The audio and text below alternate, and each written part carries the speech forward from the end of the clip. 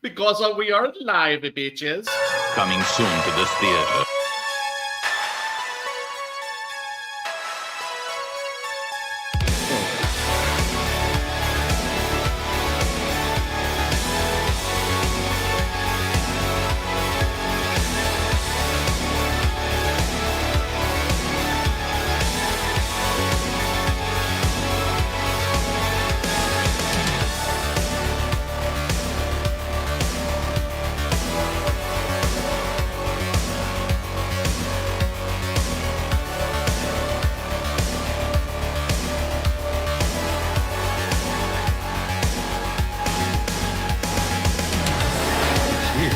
It's alive.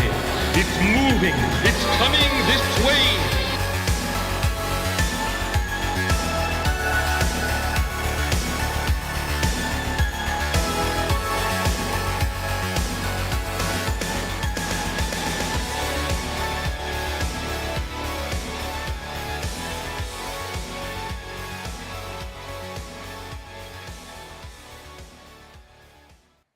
Wee doggies, what is up, everybody? Oh man, I can't tell you how good it is to be here. Hi, got a new camera. You get to see my sexy ass now in 4K. So anyway, yeah, it's been a while because my life was kind of topsy-turvy for a while.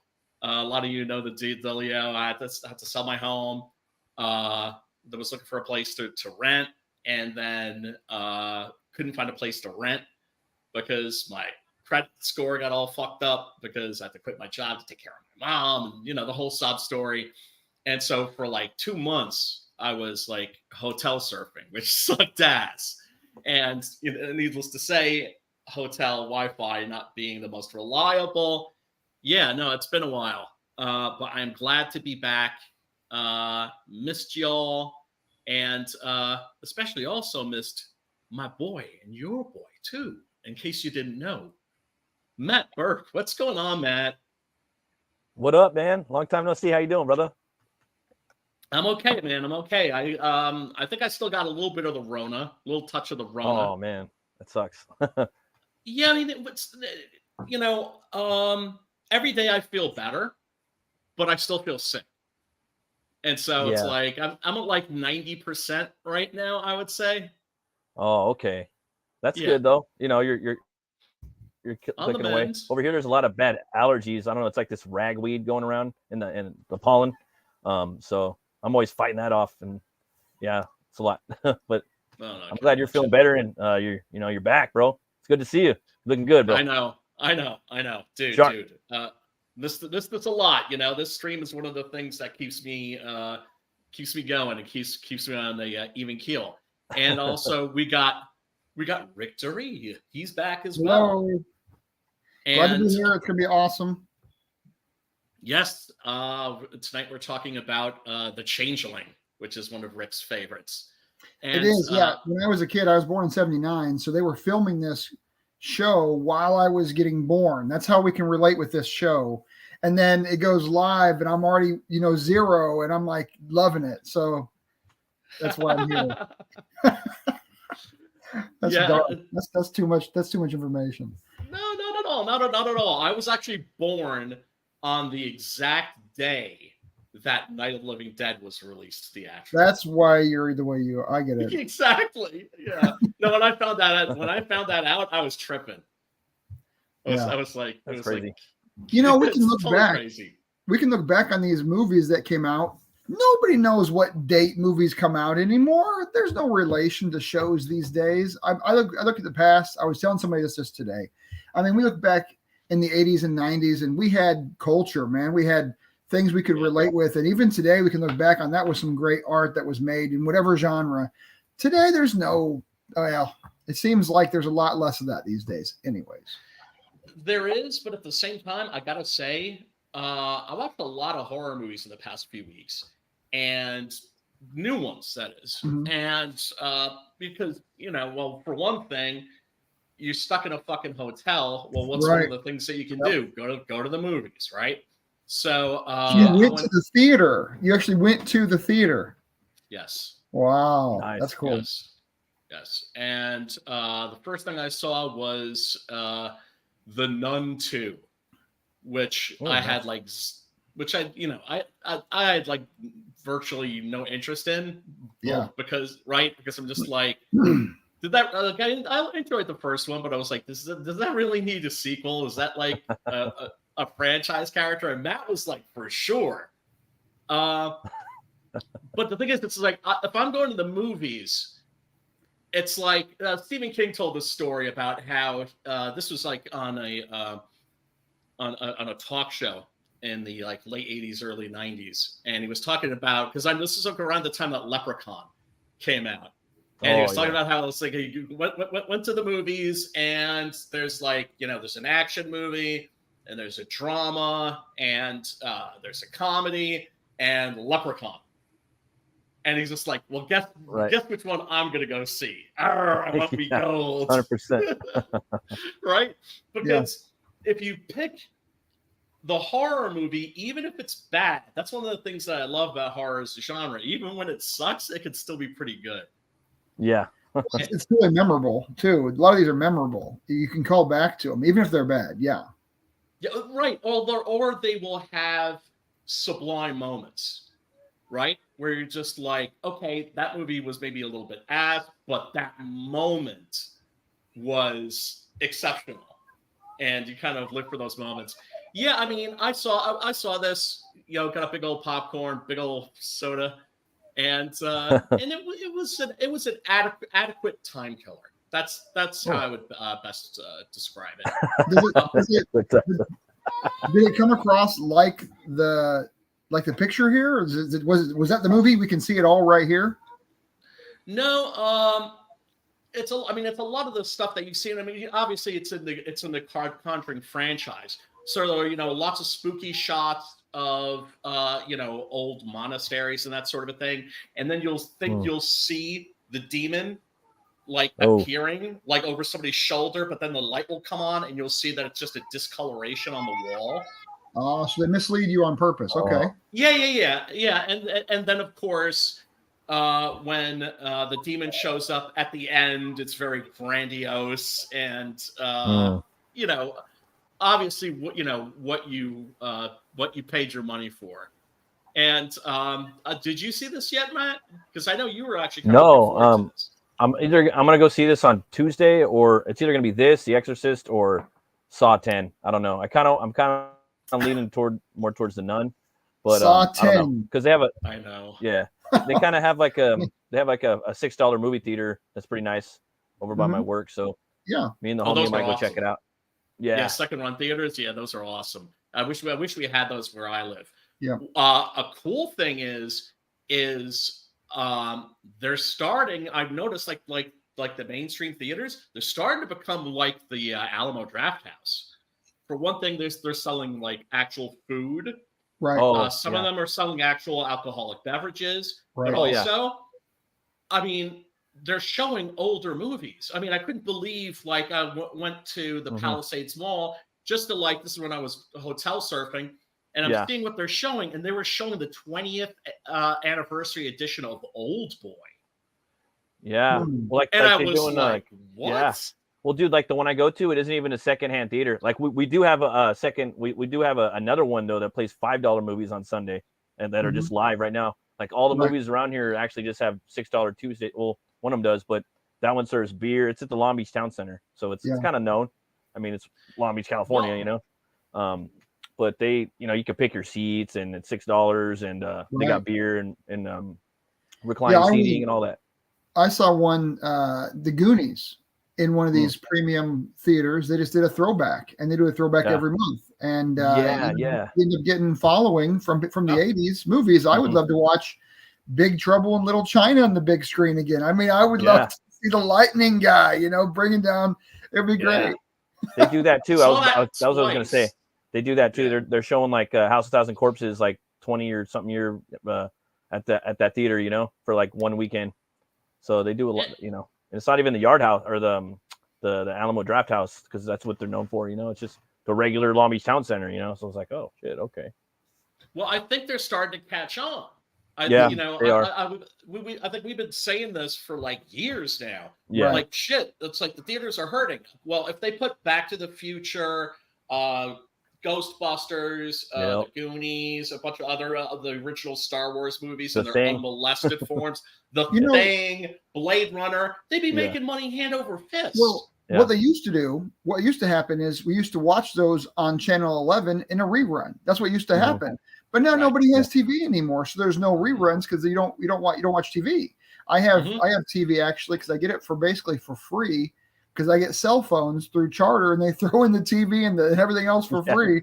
And I'm like, well, okay, I'll take it. I only watch it for the Cardinals. I'm a big baseball fan for the Cardinals here in St. Louis, and so I watch the live games and then nothing else.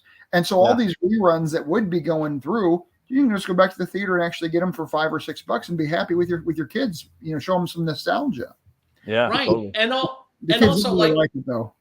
I mean, want them to like it, but they don't. Well, yeah. I mean, it's you never know what's going to go over with them. I mean, I remember like I had a friend's kid, and she was just showing him just nothing but like Pixar crap, and I was like, this is abuse." Right, you're just showing him this. You're just throwing, there's nothing but this like new computer animated stuff. Here, how about some hand drawn? So I brought over my copy of The Iron Giant. Okay. And this kid sat down and he watched The Iron Giant, and I never saw that disc again. He watched that movie all day, every day for like a year. Right, I was like, okay, you can just keep that. You can just keep that. Right. But he fell in love with it. So, I think that, it's the soullessness of so much contemporary product because, we live in the age of content, right? Where it's not art, it's content. Right. And,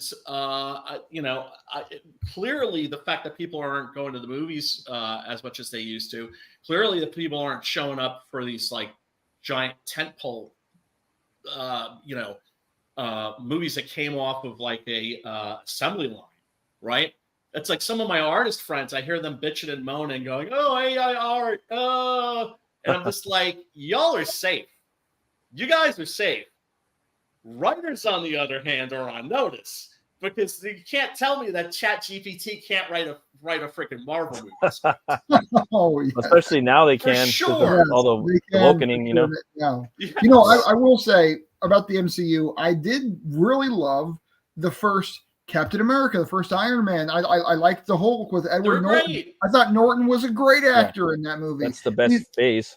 Yeah. I mean, those were cool. When Edward Norton did the Hulk, he wasn't playing the Hulk. He was playing Bruce Banner. That's the character he was. And now they bring the Hulk, and now it's just the Hulk. There is no Bruce Banner. It's just the Hulk now. And that's a twist that I'm not happy with. But whatever. Who cares? And you never see Sad Hulk. That's the thing that always pisses me off. You never get to see Sad Hulk. Yeah. Because to me, like that's my favorite Hulk is the Hulk when he's mopey, and depressed because he's a very sad, very tragic character because it's like he wants to be with people because of course, he's a social animal as we all are. Right. And every time he runs into human beings, it ends up in disaster. And then he's like, okay, I'm going to fuck off to the desert or the forest. Mm-hmm. And then he's like, but then he gets lonely. Well, that's what you're talking about. Repeats the cycle over and over and over again. Really sad character. What you're talking about is the Hulk from Planet Hulk. And that is my number one favorite graphic novel of all time. People will say that's a silly thing for me to say, but it is my absolute favorite because it has that emotion from the Hulk. People are dying. People are falling in love. There's big betrayal all the way to the very end. I love it to pieces. Yeah, I love it to pieces.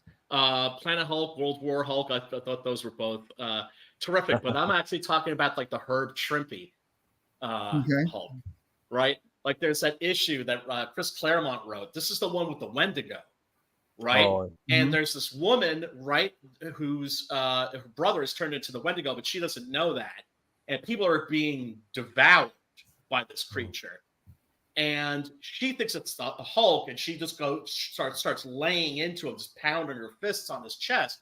And he's just standing there and he just very gently puts his hand on her and he says, you know, Hulk didn't hurt your brother, but Hulk will find we'll find him. Don't worry. Yeah. Right? That's the Hulk. Yeah. You know, that's the thing. Yeah. You never see that Hulk in the movies, the TV show, any of that shit. Maybe he was once or twice that character in the TV show back in the day, you know, the old one. Yeah. Because that was a Bruce Banner story. The problem with the Hulk is we've gone to it as being the Hulk. We haven't gone to it as being a human who has a bad issue with anger. That's really what the Hulk was about. It was a human who then would lose his temper and become a Hulk until he could calm back down, and then he was human again. That's really what the Hulk story is. Today, it's just like strong, big green guy breaks something. That's just childish in a lot of ways. Right, and the thing is, you want that, right? You want to see the Hulk smash shit because, of course, there's the part of you that's the kid that loves to watch the Hulk smash shit, but then there's the heart, right? And yeah, you know, the Hulk was always one of my favorite characters. The Immortal Hulk, if you haven't read that. Oh, yeah, that was the Al Ewing. That's fucking awesome. They turned it into like a horror comic. Well, I guess the question for tonight. 15 issues, man. Fantastic. Highly recommended. The question for tonight is, we have all this Marvel stuff coming out now, and Disney's pumping billions into all this, you know, content, and it's just content these days. Why are the stories not as gripping? Is it me? Is it us? What is it?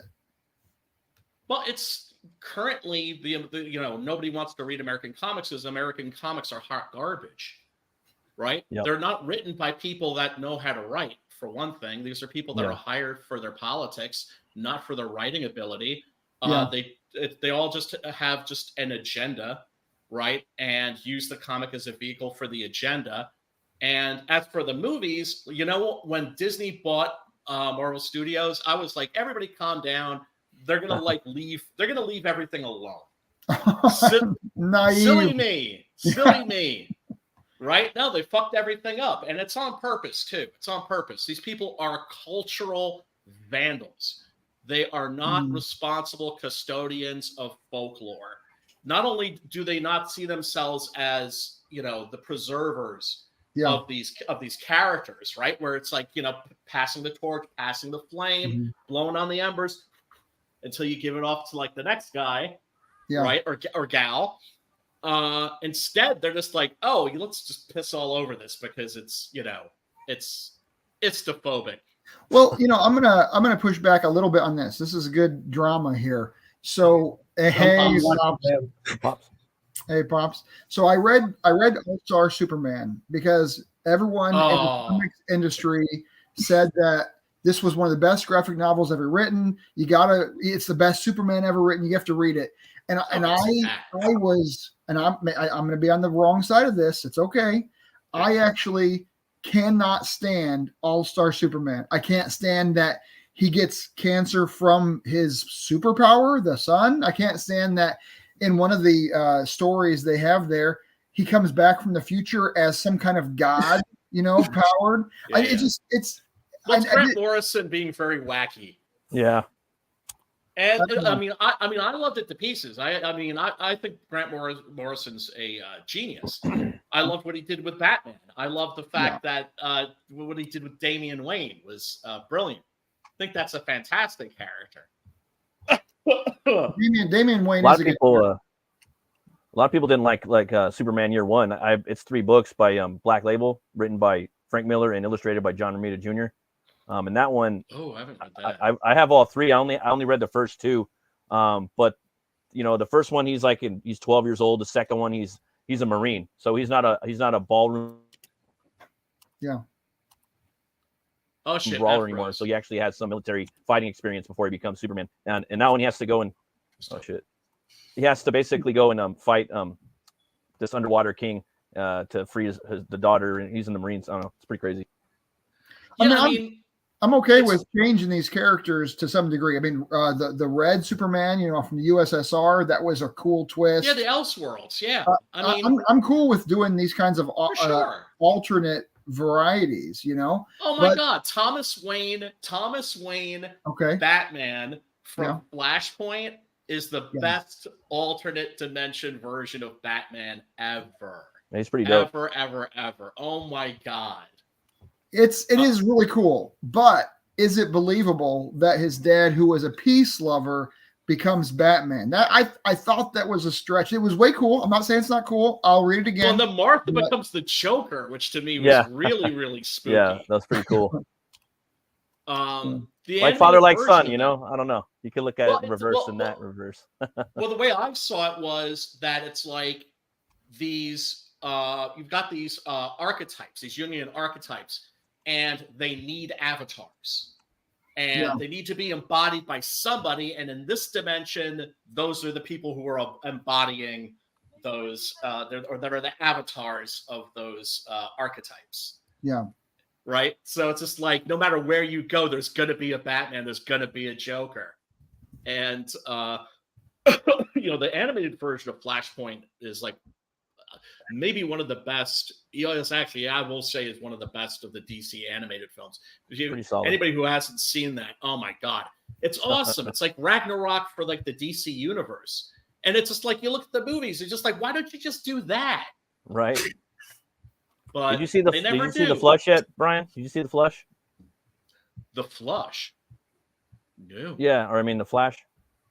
Oh, the Flush. Circling the ball. No. I heard it with my buddies. They're like, they're not really into comics too much. I mean, they like the movies, but they enjoyed it. Some of the fight scenes with Keaton look pretty badass. Well, but I haven't seen it yet. I want to watch it for Keaton, but I haven't seen it yet. Well, either way, I was like, part of me was hoping it would be a hit. So then Ezra Miller would go on a celebratory rampage. That would be pretty funny. Globetrotting rampage to celebrate, right? Like, I'm going to go and hop on my private jet and just start globetrotting and just do damage. Like the Mask. And nobody could touch me. Yeah. Right? And then when it bombed, I was thinking, well, he should use that as an excuse to go on a rampage, too. Like, you know what? My shit bombed. Everybody's going to fucking pay for it. But I don't know. I guess they're still, like, sitting on him or, keeping a lid on his crazy ass.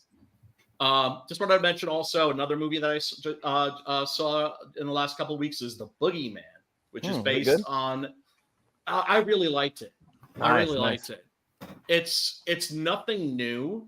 It's nothing original, but it does what it does very, very well. Nice.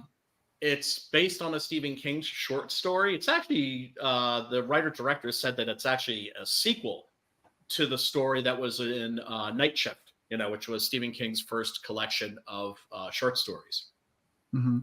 Ones that he wrote for men's periodicals. Right. Hey, you read it for the articles.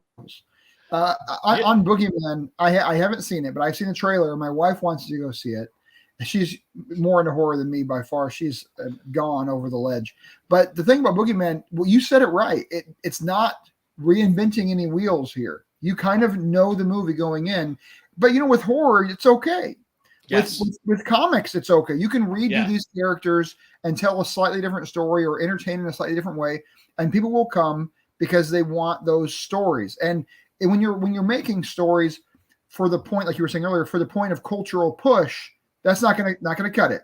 When you're making stories for good story purposes, that is always going to be the way you're gonna get ahead. Well, now we know that Guillermo del Toro is making a version of Frankenstein, right? Mm. And it's like, do we really need to be told that story for the 5,000th time? Yes. Sure. Yes, we do. Same thing with Dracula. Same thing with so many of these archetypal characters and stories. Mm-hmm. We do need to have them reinterpreted over and over and over and over and over. That's interesting you say that. I had this is what's weird. I hadn't actually thought that the side story I wrote for my comic series or from Bloodline, one of the side stories has Dracula, his origins of Dracul, his dad.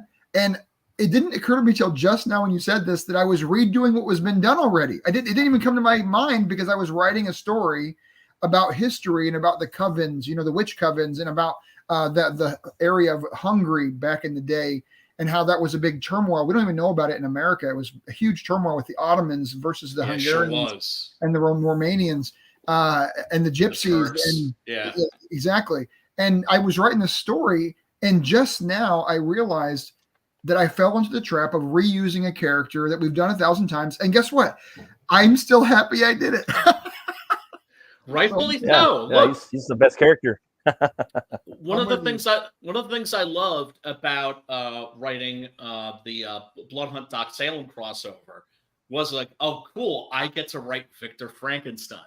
I didn't get to write the monster because I think, Preston wants to do his version of the monster. I don't want to define him in any way, shape, or form. So he shows up in a dream sequence, and all you see are his eyes, right? Looking very malevolent. I will be with you on your wedding night. But yeah, there's so many of these characters I would love to have a crack at, or even multiple cracks at. And I don't even think it needs to be known as only the character. Let me say why. So I used to be a huge James Bond fan. I really liked James Bond movies. I went to all of them. I really was a huge fan. Pierce Brosnan, I thought he did great. I thought he was one of the best. People might say Sean Connery, and Sean Connery is always going to be amazing. But I liked Pierce. The new James Bond is Tom Cruise in Mission Impossible. That's the new one. He's which is like Bond. Jason Bourne. Yeah. Jason Bourne, yeah. And so we don't have to keep it only James Bond. We don't have to keep it only Batman. We can do other characters in that vein, but that vein is that hero or that villain archetype that you're talking about. And as long as we stay true to the storytelling, we'll be victorious in the end with passing on these great stories to our kids. Or we could just give them to Phoebe Waller-Bridge, and she can, drag them through through the feces. I was just thinking of that Lone Ranger movie, the one with Johnny Depp and Armie Hammer. And I remember Blazing Saddles, not Blazing Saddles. No. And I'm a huge Lone Ranger fan. I have pictures of myself as a little boy dressed as the Lone Ranger that I have no recollection of, right? But I love me some Lone Ranger. And there's a scene in that where the Lone Ranger is literally being dragged through shit. And I thought, oh, okay. Yeah, okay. I understand the mission of this movie now. All right. Click. Brian. Yeah. Brian. What up? What up, Hex? This camera angle's killing me, bro. What? We're looking up at your chin, dude. I can't find my my tripod. That's better. That's better. Okay. That's better. It was pretty low. I thought you were doing it on purpose, though. It's like I'm looking up at you. Perfect. Count them nose hairs. Put a flashlight under my chin. Oh my god. Oh, another movie that I saw in the last couple of weeks, a horror movie that I do want to talk about really quick, is No One Will Save You. This premiered, I believe, on Hulu, and it is brilliant. Absolutely loved it to pieces. The setup is that it's a home invasion movie, right? But the home invaders are aliens. But that's just really the trick to get you. Is this Signs? Signs redone? No. Okay, Signs. I want a prequel to Signs, where the aliens, right, told from the point of view of the aliens, like, okay, everybody, we're going to Earth, we're gonna fuck their shit up. Yeah, that planet that's made out of I think 80% acid, right? Hydrochloric acid. Yeah, we're going there. And Chief, are we gonna be wearing protective suits or something? No, we're gonna go bare ass naked is what we're gonna do. Just to show those humans how little of a fuck we give. Right. Oh, God. Oh, so stupid, man. So stupid. I like the baseball scene though. The baseball bat. That's what it was about. For me, that was the best scene in Signs. I mean, look, it's not a terrible movie. It's not really a bad movie. It's just that is one of the most unforgivably stupid things in plot points in a movie ever. They go Gremlins. to a planet. Well, no, because like in Gremlins, it's like don't feed them after midnight. Splash water on them. Wet. Right. No, these are aliens that are invading a planet that is made 80% of hydrochloric acid. Waterworld, yeah. Hydrochloric acid to them. Yeah. Right. Well, it's like Mars attacks. They're coming for no reason but for the giggles. Yeah, well, yeah, and get fucking burned to death with hydrochloric acid. These like never-ending story 2, where they got the acid water or acid it's just like river. They've got space travel, right? So evidently their technology should be pretty good. They can't create like little spacesuits to protect them from like the hydrochloric acid that's everywhere on the planet. Oh my god! You're asking too much from these creators. No, you're asking too much. Oh my god! And the thing is I can take a lot of really, that's the thing too about a horror movie. There's another thing that Stephen King said that I loved. He said that every horror movie, no matter how stupid it is still trying to tell you something. And I think there's something to that. And like I was saying before, one of the things I love about horror as a genre is the fact that even when it sucks, it can still be pretty good. Right. Or there could be things in it that are awesome. But here's a question for you for horror. Here's a question for you. Why do we use the word horror all the time in the industry and not use the word thriller or suspense thriller or psychological thriller? Even if it's a psychological thriller, we'll still call it a horror. Is it like a branding thing? Is this a marketing thing? What do you think? It's a genre thing. Horror implies tone more than anything else, right? Alien. What is Alien? Is Alien a science fiction movie or is it a horror movie? Now, obviously, it's both, right? But what is its intent? Where is its focus? It's a horror movie. It's a monster movie. Yeah, a monster movie. Yeah, it makes sense. Something like Blade Runner has some horrific elements to it, but that's a science fiction story. Frankenstein, which we were talking about before, is that a science fiction story or is that a horror story?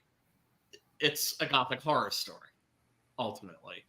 But yeah, no, horror also, it doesn't necessarily imply a supernatural angle, but it tells you that the movie is trying to mess with you in some way. Its intent is to scare you, rattle you.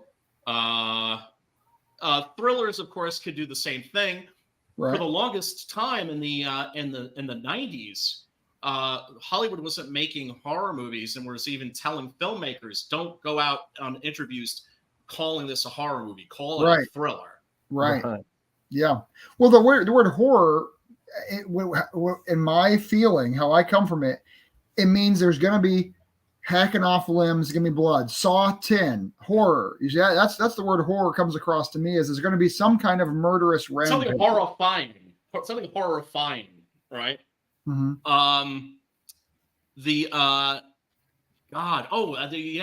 That's also worth mentioning real quick before I forget. First of all, my man Chris, if you're listening, much love to you, brother. He is a Halloween stand to like the nth degree. And it turns out we were talking about theatrical re-releases. This October, they're going to be theatrical re-releases of Halloween's 1, 4, 5, and 6.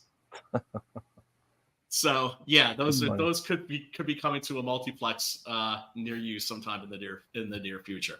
But yeah, basically this is a film that's trying to like get you in the door by making you think that it's a home invasion flick, but it's not. It's kind of like with Robert Kirkman, how he sold The Walking Dead as a science fiction story, because like horror is not selling. We don't want to do horror. Oh, it's science fiction. Don't worry, it's gonna be aliens that are responsible for it at the end, and it was just total bullshit. And then of course it ended up being a hit. Did you just spoil it? Is it aliens at the end? Oh, I'm not spoiling anything. You spoiled it. It's over. I'm never watching it again. Okay. Dude, I'm sorry. If it happens in the first 15 minutes of the movie, it's not a spoiler. And especially if it's something that's in the trailer. Although I've seen some pretty dumbass trailers where they do put spoilers in. But yeah, it's about this young lady who lives in a town and is completely isolated. She is shunned by the community. It turns out that she did something really terrible when she was young, and the community has just never forgiven her for it. And of course, she hasn't necessarily forgiven herself, because it really was an accident what happened, but it is something that's left her marked, in a way, not only psychologically in terms of mental scars, but also just how she's treated by the community. And so then suddenly it seems that aliens have shown up, and there's aliens in her house, and it turns into something that you really don't expect, and it goes in a direction that you don't expect, and it fully commits. Right? It takes like a sharp turn, and it fully commits to that turn. But one of the reasons I especially want to recommend this movie to this audience and to my fellow comic book creators is because it is a masterclass on show don't tell. There is no dialogue in this movie. I think there's maybe like one line. Yeah. Like somebody saying hello or something like that.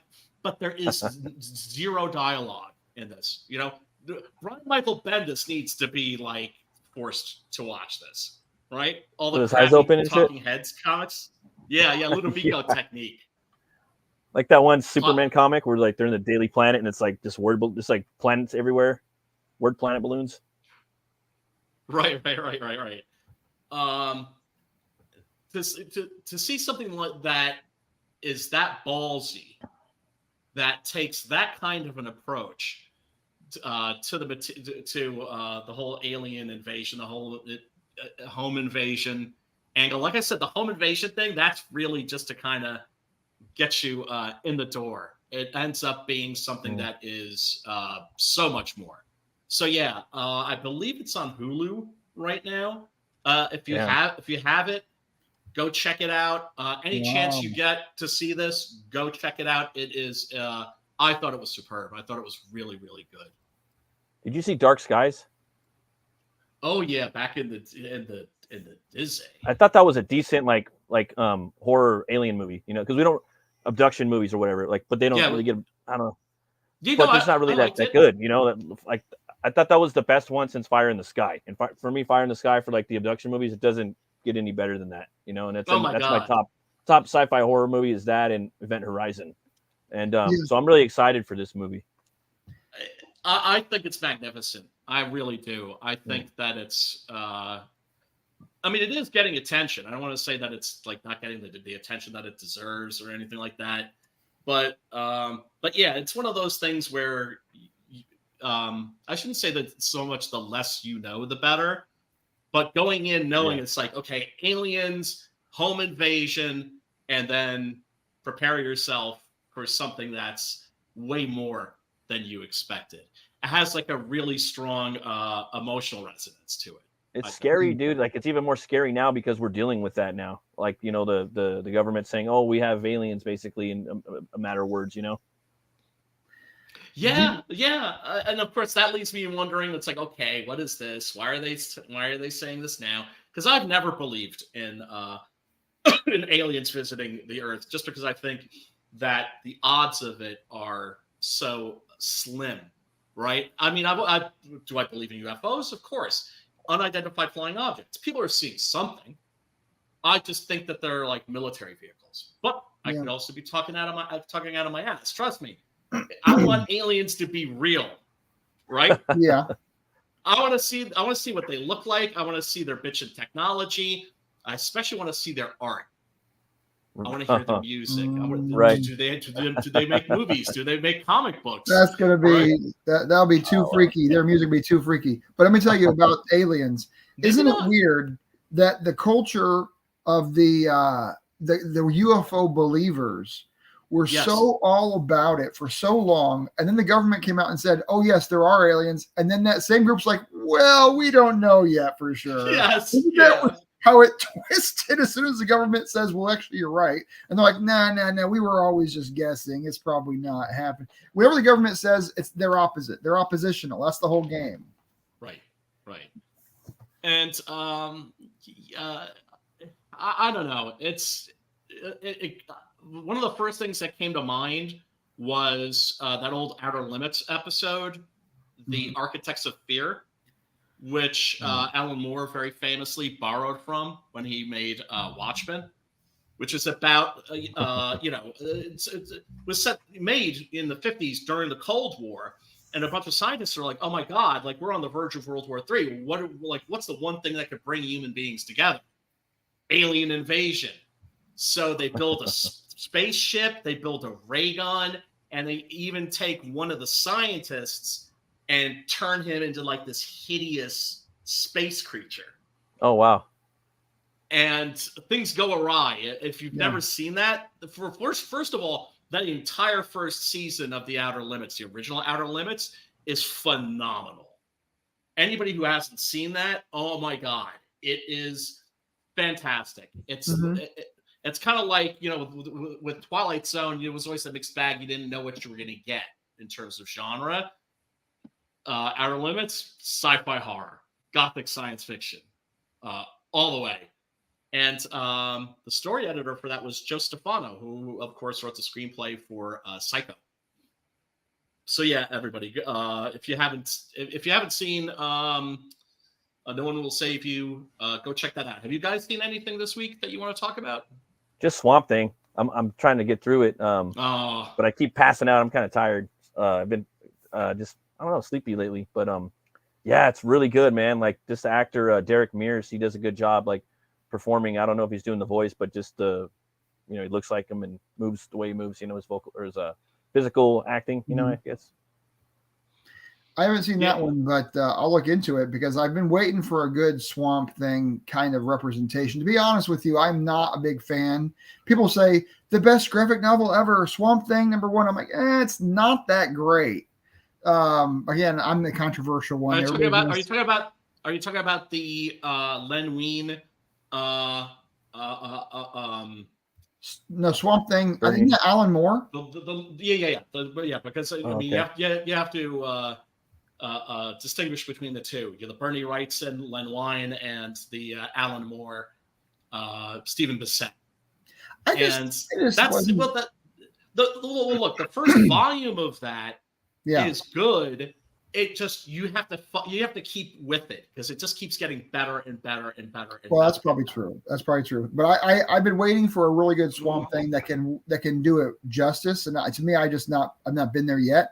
What I put everything up to these days, like in the last 2 years or 3 years, what I put everything up to is Midnight Mass, that show on Netflix.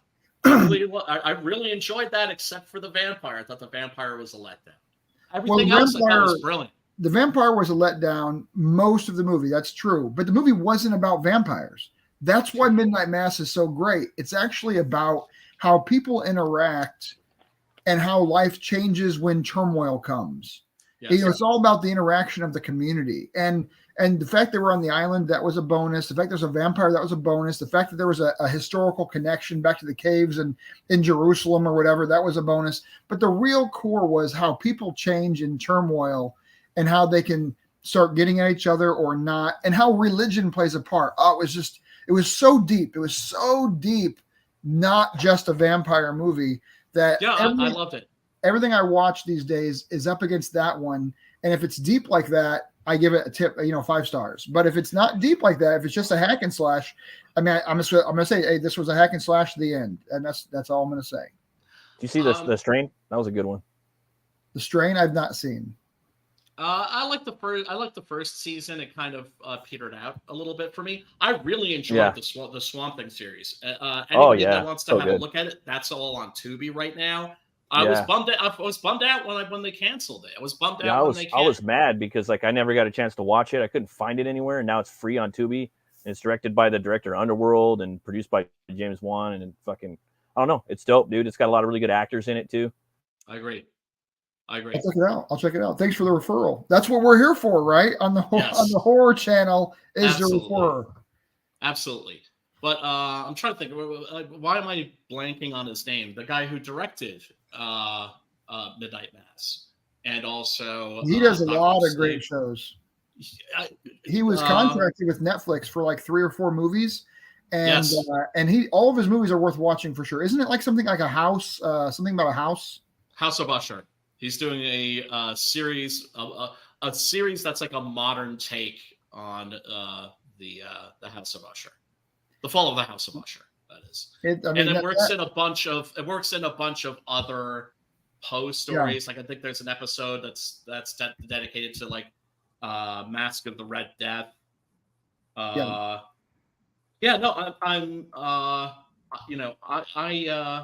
Mike Flanagan. I just looked it up. Mike Flanagan. Thank you. Yes. Flaniverse. They call it a Flaniverse. That's funny.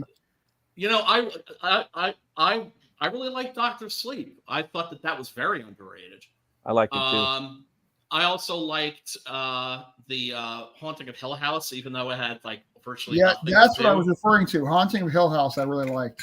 Oh yeah, that was good too. That was really good. I like that. And then he also did Ouija: Origin of Evil, which is like a prequel to like a really shitty horror movie, but it's worth watching. Like that guy's whole filmography, I think, is Oculus. That of course was his first movie. No, wait. The Haunting of Hill House. He also did The Haunting of Bly Manor. Which I haven't seen. These mansion horrors that he does. I mean, I think he does a great job, and they're all on like Netflix. It's all free to watch. A great opportunity for us. This is the problem with most shows, is that they're throwing it at the wall, whatever will stick. Low budget, pay $20,000 for it. Hopefully, it gets a following, and occasionally you're going to get a 5-star like this guy's series is. And so I'm just waiting for more of those great. I gotta follow the director, I guess, like M. Night Shyamalan. If you like him, you follow him. That's just what that's a smart way. I've been that way since I was a little kid. I've always been a director follower. And fortunately, now horror is bigger than it's ever been. And the studios are realizing that horror is a very good investment. And we're going to see fewer of these like $300 million assembly line movies and more mid-range, 30, 40, $50 million budget horror pictures. And, and also, anybody could shoot a movie on their phone. That doesn't mean that everybody should, but we're also going to see more indie filmmakers. I mean, the problem is there's such a glut. Like my friend Chris and I, we're always saying how it's just like there's so much horror right now. Like what's worth watching, we'll know in like 15 years. Right? That's when like the right because it's not like the old days where it's like you could sift through everything. Yeah. And there were people who did sift through everything. I know I was one of them. You can't do that shit anymore. Right. You need like 3 or 4 lifetimes, I think. Hey, see you, Keith. Later, brother. Peace out, Keith. By the way, everybody hanging out, thank you so much. We do appreciate you. Smash that like button, smash that subscribe. We should talk about The Changeling. Love this movie. So do I. George C. Scott. Every movie that George C. Scott made is worth watching over and over again. I think he's one of the best actors of the 1900s, of the whole century. I agree. He's in the top for the male leads that there is. I agree. And it's interesting because so many contemporary audiences, I would say millennials, for instance, like they've never even heard of him. Never even heard. Well, I made my kid watch Patton with me. I made him do it. He was doing all this World War II, like alt history YouTube channel videos. Yeah. And that's like a big thing or whatever. I don't know how many times you got to learn why Prussia loses and how they can win next time. I don't know how many times you can do that. I mean, Prussia's gone. Sorry. Well, for kids, for like kids coming up, history starts with World War II. Right. They don't even go World War One. Doesn't even exist. No, no, doesn't even exist. So we watched Patton together, and that was, I think, George C. Scott's best movie. But then every year I always watch the Ebenezer Scrooge with the kids. I just can't get enough of this guy. I love Exorcist 3, man. That's my favorite for sure. So good. Not in the fire. So good. Yeah. You stick your hands into a pile of goo that used to be your best friend. Oh, that famous opening to Patton. Yeah. He's just a phenomenal actor. He's also somebody that won an Academy Award for Patton and then didn't show up to accept it because he said he didn't like the whole idea of actors being put into competition with each other. He thought it was, totally gangster. Yeah, he's just somebody that just, thank you. Yeah, he was a true artist, and man, he is phenomenal in this. He plays this guy.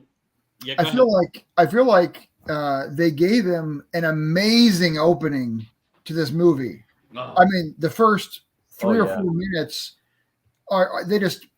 My wife and I were sitting there watching it together, and she's never seen it, even though she's a huge horror fan. She's never seen it, and the first 3 minutes, we both were screaming at the screen when you know what's happening. I mean, they're showing you what's happening with the ice and the snow. You know what's going to happen. And then you're still like, no, right when oh man. Because you're with him, which is that it's all happening in slow motion and there's nothing you can do. There's nothing he can do because it's so terrible that he loses, his wife and and their young daughter in a horrible automobile accident. Yeah. And it happens right in front of him. That's the thing that's so horrible. It's not only an automobile accident, because you can think about this from the director's perspective. This is how smart this guy was who did this. It wasn't an automobile accident. It was a plow over. It was like visceral death. That the emotion that comes from, car accident, you can relate with that. But this was like, oh man, it's hard to even go back. It's emotional. It is. That's one of the things I love about this movie is that it opens on such a strong note. And it's like, he and his family, like I guess like they're run out of gas or the car's broken down or whatever. They're in upstate New York, and even though they're having to bust their balls trying to push this car, they're having fun together, right? Because they're doing it as a family. And good on him having such a young kid at such an old age. I mean, this guy is virile all the way. Yeah, man. Busy. Most definitely. He is a father of like a 9-year-old right there. Yeah. But guys, there's no biological clock for us. Right. And this was directed by Peter Medak, who I always thought was an English director, but it's actually Hungarian. He did the reason I thought he was English was because he had done a bunch of British movies. The Ruling Class, which is a great little movie about it opens up with like a lord accidentally killing himself via autoerotic asphyxiation. Oh man! And happens to more of us than you expect. And then there's they bring in like the heir, the only other living heir is played by Peter O'Toole, and he thinks he's Jesus Christ. And so they spend the movie trying to convince to cure him. And so they do cure him, and now he doesn't think he's Jesus Christ anymore. Now he thinks he's Jack the Ripper. Oh. Yes. Medak did a great movie about Reggie and Ronnie Cray, the twin gangsters from England. That's from like, 1990, I want to say. That's a phenomenal movie. Let Him Have It. That's a really excellent movie, also based on a British true crime story. This is not his only horror film, because he actually directed Species 2. Oh, Dude, I actually went and seen that like movie before it started. Where you go and you screen it. Yeah. And the effects weren't done. Yeah, and you get to rate it and everything, but yeah, didn't get a good rating. Oh, you got to. Yeah, it's not one of Medak's finer moments. Although the fact that they chose him was he was an interesting choice for a Species sequel, if you're going to make a Species sequel, which they should have anyway. Right. One of the cool things about this movie that gets right in now, we're past the murders or whatever, we're past all that, and he's trying to get back into his regular life. And one of the things that stood out to me, besides the obvious, which, let's be honest, it has a slow beginning. It's definitely made in the late 70s. I know you said that's kind of like the horror time frame, but also movies were a little bit slower back then. There was they were paced. Yeah, paced. Yeah. And so I didn't like the slowness, but I liked the classical. There was some amazing music.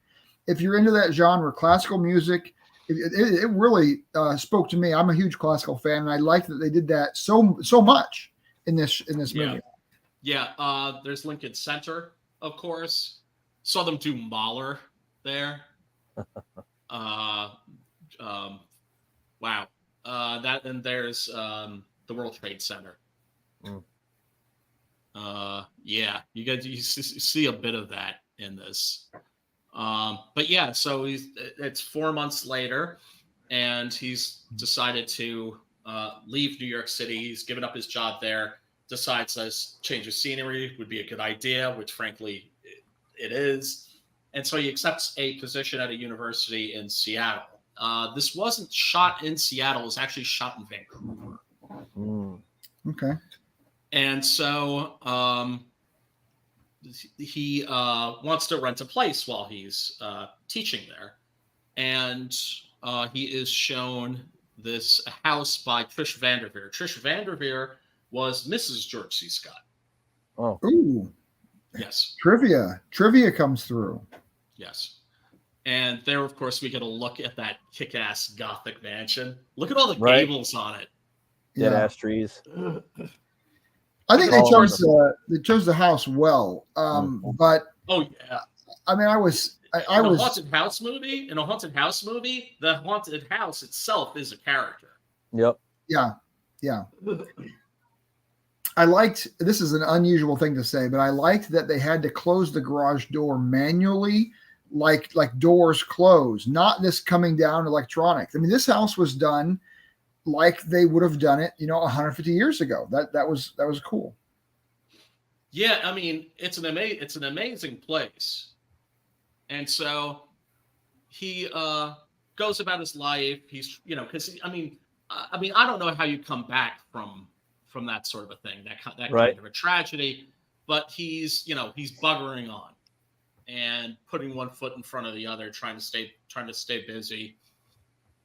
And so he's not just teaching, he's also doing some composing. Like you said, I just want some place where I can go and just write. And there's this lovely moment where the door starts to open behind him, and with the creak naturally, and there's nobody there. Yeah, that was a little bit cheesy, but it was okay. Oh yeah. Well, because also what you're doing is you're creating that first incident that likely wouldn't be anything, right? They zoom in. It's the ghost doing something very non-dramatic. They zoom into the piano really slowly, and then it goes dong, like the one note. Yeah. This is where I go away from the director. Yes, the plow over of the family is shocking, and what we're going to get to here in a second with the recording, also shocking, great effect with the classical music involved. But some of it is cheesy. The door, the key on the piano with the ghost supposedly clicks it. I mean, I don't know. It seemed like it was generic. Way too generic. I mean, it was Ghostbusters at that point, because Ghostbusters has a scene like that. It wasn't serious enough. It's standard haunting, fair stuff, right? Yeah, like poltergeist activity. Right. Doors closing, knocking sounds, banging sounds. Right. Of course, one of the sounds that's prevalent in this movie that carries through the entire film is that pounding. Boom, Yeah. boom, boom. And that is how the Gothic machine works. That's what the Gothic machine sounds like. Boom, boom, boom. Constantly, taking these characters and squeezing them and squeezing them and squeezing them and squeezing them. And what can I say? George C. Scott does an amazing job of being squeezed. And I liked what he did by actually going toward the ghost. He wasn't afraid running away. He wasn't some, high school chick, running from the villain. He was like, something's happening. It's real. Okay, let's go with it. I'm going to help this thing out. I mean, it wasn't jovial like I'm making it. It was a serious effect, and George C. Scott did that very seriously. But it was a conscious decision that he made that most of us wouldn't make. Most of us would just move out. Well, also, after what he's just experienced, it's like, what can you do to me? Yeah. After I've just had like my world completely destroyed right in front of me, my ultimate nightmare. And one of the things that horror films are about, I've always believed, is the fact that in life, our entire worlds can change in a heartbeat. Yeah. And that everything you have can be taken away in a heartbeat. Yeah. And of course, he finds that out the hard way. And so now this scene here, oh man, where he walks out of the room backwards in the dark. Yes! You noticed that. That was amazing cinematography there. I'm just giving it to him on that one. I thought of it almost as like a reverse Boris Karloff in Frankenstein, right? Where he like comes into the door right back first and then turns around. Yeah. This is kind of like almost the opposite of that. But yes, it's an incredibly well-made movie. Peter Medak's a great director. I think every movie of his, including Species 2, I found enjoyable. I just heard a pop. And it's my man, Preston. What is up, Preston? Good to see you, brother, man. What are you guys Nothing wrong with that, dude. This is like drop in when you feel like it, and we're just talking about the Changeling. Have you ever seen this? When I was younger, I've seen it, and it was good from what I remember. It was really good. It's a British movie, isn't it? No. Oh, maybe it's the wrong one. I thought the director, I was saying before, I thought the director, Peter Medak, I always thought he was a British director because all of his movies were British. But no, he was had bad teeth. No, he was a Hungarian. He was a Hungarian brother. But yeah, then there's this moment where, like, he's trying to figure out the history of the house. Yeah. And it goes to visit the Historical Society, and then, of course, spooky old lady says, that nobody's been able to live in that house for more than a couple of weeks or something like that. The house doesn't want people, she says. And it smells. That's a great line. It's a great line. But the issue I have with this is again, I'm having issues for silly reasons. Okay, I get that. But the Historical Society rented him the house. They make money from him paying big money to live there, and the first thing they say is move out of the house as fast as possible. I just thought that was kind of odd. They didn't even support their own building. They're like, let's leave now. But here's an explanation for that. Like she says, like this was like there's a problem with your lease. That house is not supposed to be leased out to you or anybody. And then of course we find out later that she's kind of a little bit of a double agent. Right. That is to say, she's protecting somebody. She's actually protecting the Changeling of the title. Cool twist on that. That's an amazing twist. I really liked that.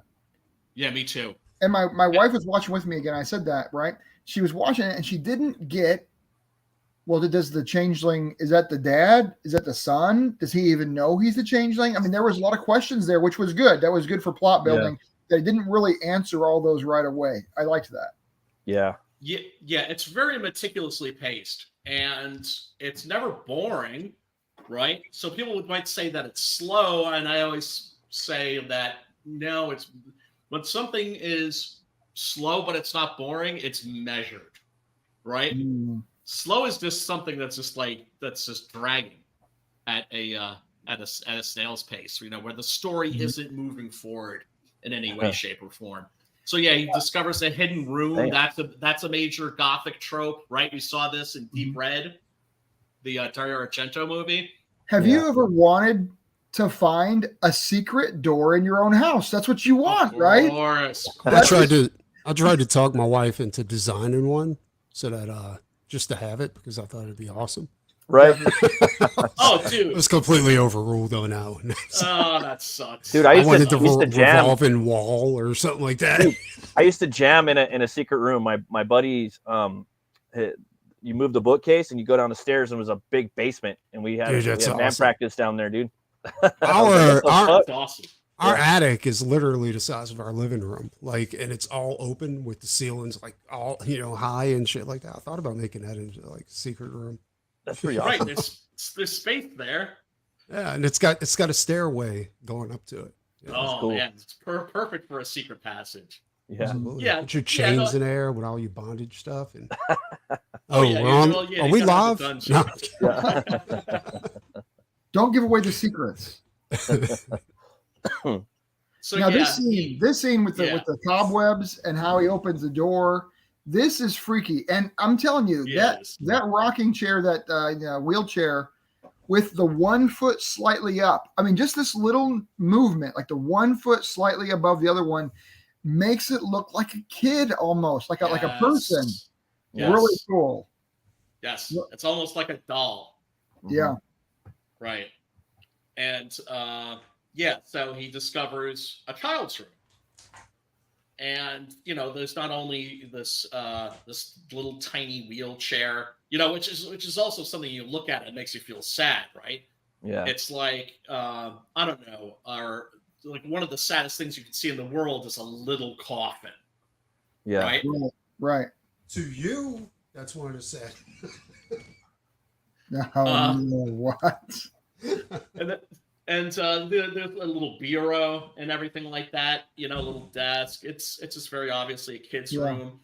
You see some of little tin soldiers, toy soldiers on the mantle. And then, of course, there is the music box. And it turns out... Why do you think music boxes are so horror element? They're a theme in so many horror movies. Why are music boxes? That's a good question. This is a metronome. I've thought of it. The music is fucking creepy. That's why. Yeah. Well, I remember I was watching a movie. This is ages ago. That's the only sentence that Pop says the entire stream. Just to throw in. This is going to throw his 3 cents. It's all good. I'm sorry, guys. I'm over here trying to eat. I was on 2 streams before this one, so I'm trying to. It's all good, man. Get your grub on. It's all good. It's all good, brother. We're casual here. I remember as a kid, I was watching a movie and there was a sound of a music box, and my mom's like, "Are you watching a horror movie?" She just immediately thought, music box, horror movie. Yep. And she couldn't stand horror, but of course I was, I was a monster kid, You should have said, "No, Mom, watching family videos when I was a child." Now this scene here was too much. This was too much. Now I put myself in the world of the changeling, right? The house is haunted, the kid is there, right? But then he takes this ball, which is precious to him for his daughter's ball, but he throws it away, which I thought was okay, but a little stretch. And then it's back? Like, how the heck is it back? How much power? But that's the point. That's another question too. Like you said about music boxes. Why are music boxes always in horror movies? Why are red balls always in horror movies too? Yeah. They are. I don't know. Maybe they make us think of severed heads. Well, the color red, look at the Sixth Sense, for instance, or The Village with M. Night Shyamalan directing. Or Kill Baby Kill, Spirits of the Dead, which has a segment, Toby Dammit, that was directed by Fellini, that also has a girl with a red ball. Yeah. Blue balls wouldn't fit in a horror movie. Should have been blue. Yeah, it's horrific though. Blue balls is it's horrific. But yeah, one of the things that we discover about this ghost is it's not confined to the house. Right. It can move around, and I believe the reason why it can move around is because its body isn't there. Ooh, right? Its sense. Body, its bones are, the murder happened there, but his body was dumped, of course, we discover, in a well. You just did an Easter egg there. That's a big Easter egg. I mean, I hadn't thought of that, but that makes a lot of sense what you're espousing there. That the spirit can go everywhere else. Oh man, that's interesting. Yeah, so there are a lot of little revelations in this where you think to yourself, in your average horror movie, this would be at the end, right? Because this is a ghost story. A lot of ghost stories are structured like detective stories. Yeah. Totally. And gradually you're getting, another, it's the pieces of the puzzle getting put together. But then, of course, sometimes things not seeming like what they are. This is the spirit of a little boy. So you feel horrible for him, but I don't want to say malignant, but he is aggressive. He's certainly aggressive. Yeah, definitely. Wants to be heard. Demands it. It's demanding to be heard. That was what my parents called me, malignant, when I was a child. That's a movie we got to do. I think that's for sure.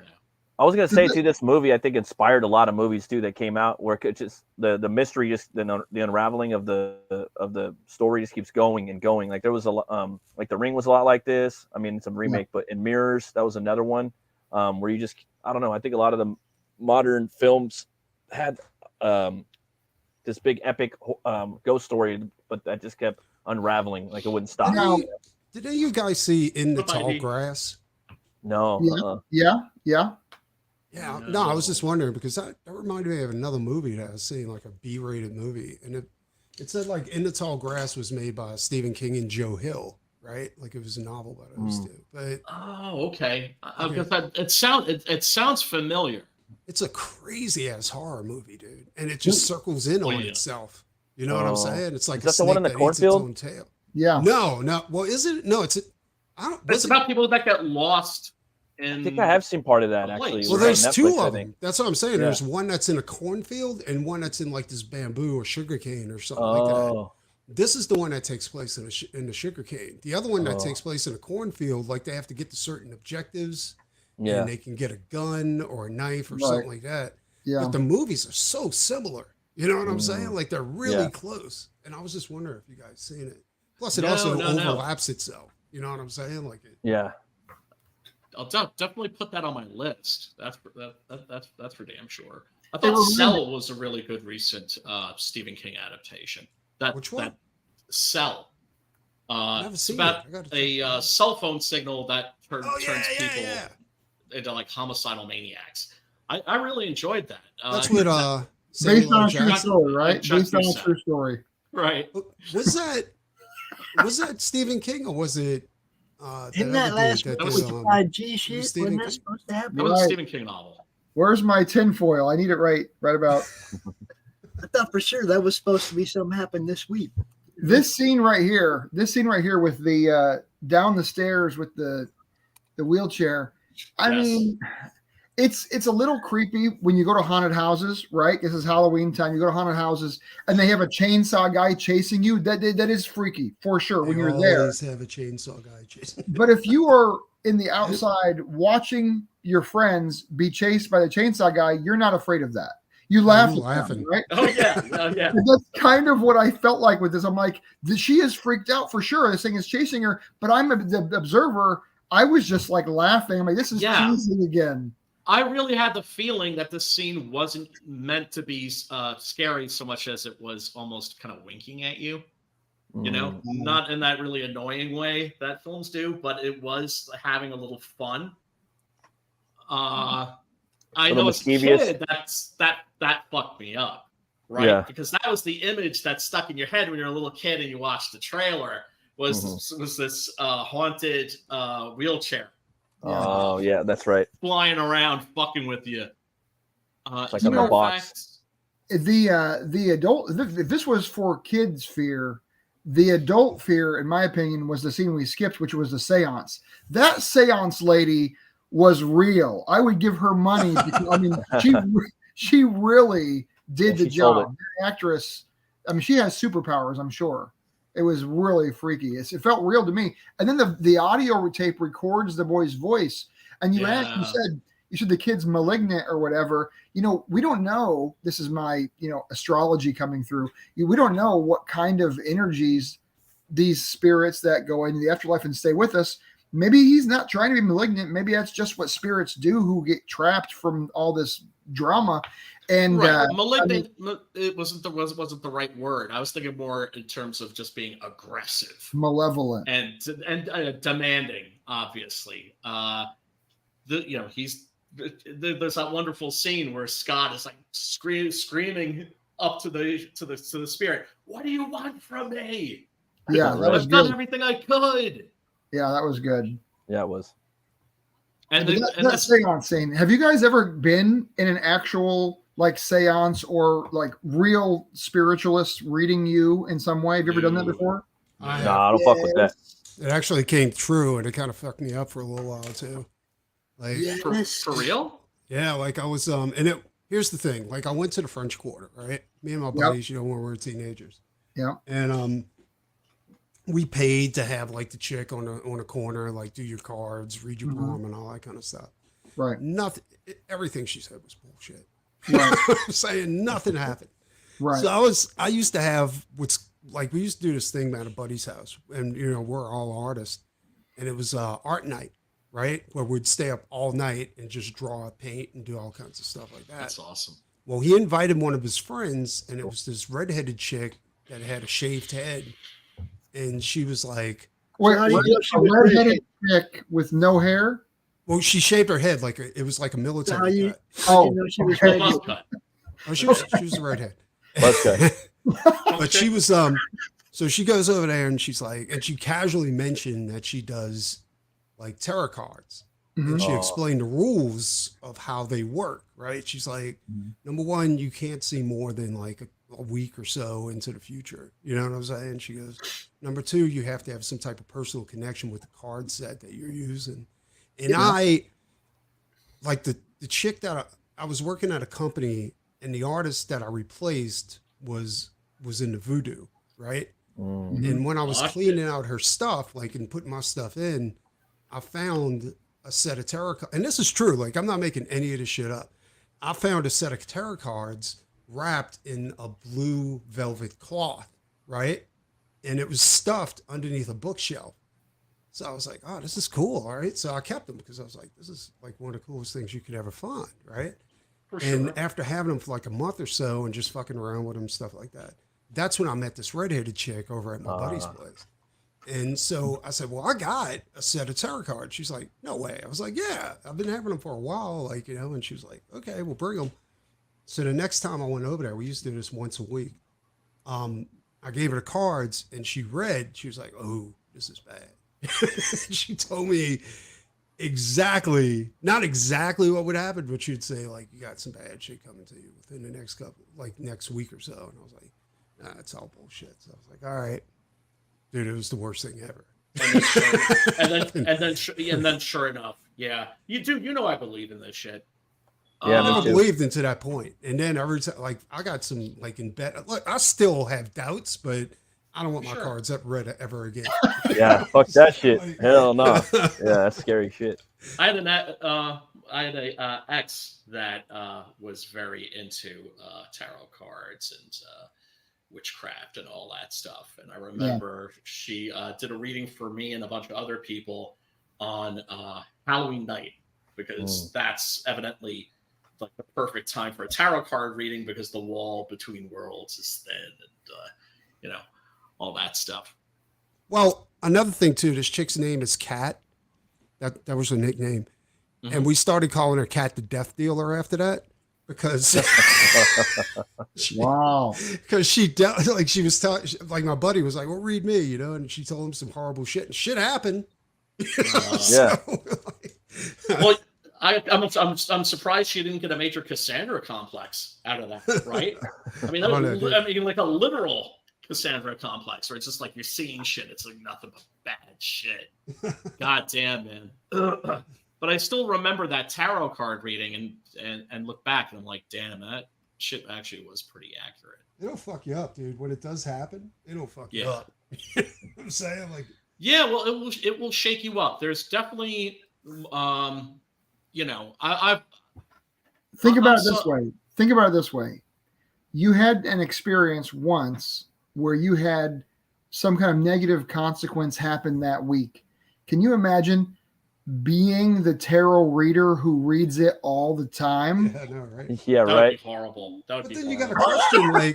you got to question if they're legit or not, if they're doing it all the time. Because from a buddy told me this one time too. He said, look, he was like, there was this old lady that lived down the street. And he said, anytime anybody had a problem or something like that, they'd go to her because they knew she had some kind of connection. You know what I'm saying? And she wasn't the type of psychic that advertised it because, right. You see what I'm saying? Like, yeah. But she was legit. You know what I'm saying? And like this chick Kat, like she was legit, but it just came up in casual conversation. Right. She wasn't like advertising it. Exactly. You know what I'm saying? Exactly. It's the same way when I talk to people who have had encounters with ghosts. It just comes up. Like they're just very matter of fact about it. Right. It's part of their world. Experience. It's in their experience. It's what they're doing with every day. And after a while, the horror wears off. After a while, you realize that the wheelchair is coming down the stairs, and that's what the wheelchair is going to do. And you can either keep running from it, or you can just let it go by because it's part of life anymore. And I think that's what happens with these people is they just realize that initial shock. Think about it. When you're watching a horror movie and they give you the jump scare in the beginning, sometimes you feel like you were shafted because you're like, hey, I wanted to be scared for the next hour and a half and have the jump scare at the end, but now I just already know what the alien looks like. I don't have anything to worry about anymore. And that's kind of what I think tarot card people go through. They've already gone through the scary part. Now it's just normal. They're just numb to it. Yeah. They're calloused. Yeah, and where it's just part of life. And I think I've only spoken to one person that encountered a ghost that he said was definitely malignant. That was like a bad ghost, like something that looked at him with eyes of absolute malice. The ghost, and it's interesting. It was my. Go ahead, Brian. Go ahead. No, I was just saying it's interesting because I have been doing some research into mediums because I'm writing this thing for Preston, where the lead character has mediumistic powers, and it's an idea that has always intrigued me. Now, one of the things I love about this scene right here, right? You've got like the psychic. Hold up, now let me say what I was going to say because it was about the ghost thing. We had a ghost. I had a ghost in my house I lived in for 12 years. Okay. I interacted with it, and I just treated it like everybody else in the house. Right. You know what I mean? It's like when it made its presence felt, I'd be like, "Hey, dude, what's up? Want to bong here?" I'd treat it like everybody else in the house. Okay. Right. Let it know that it was welcome there, right? I left to go away for a week and left my uncle at my house. And when I got home, he's like, "I will never spend another night in this house."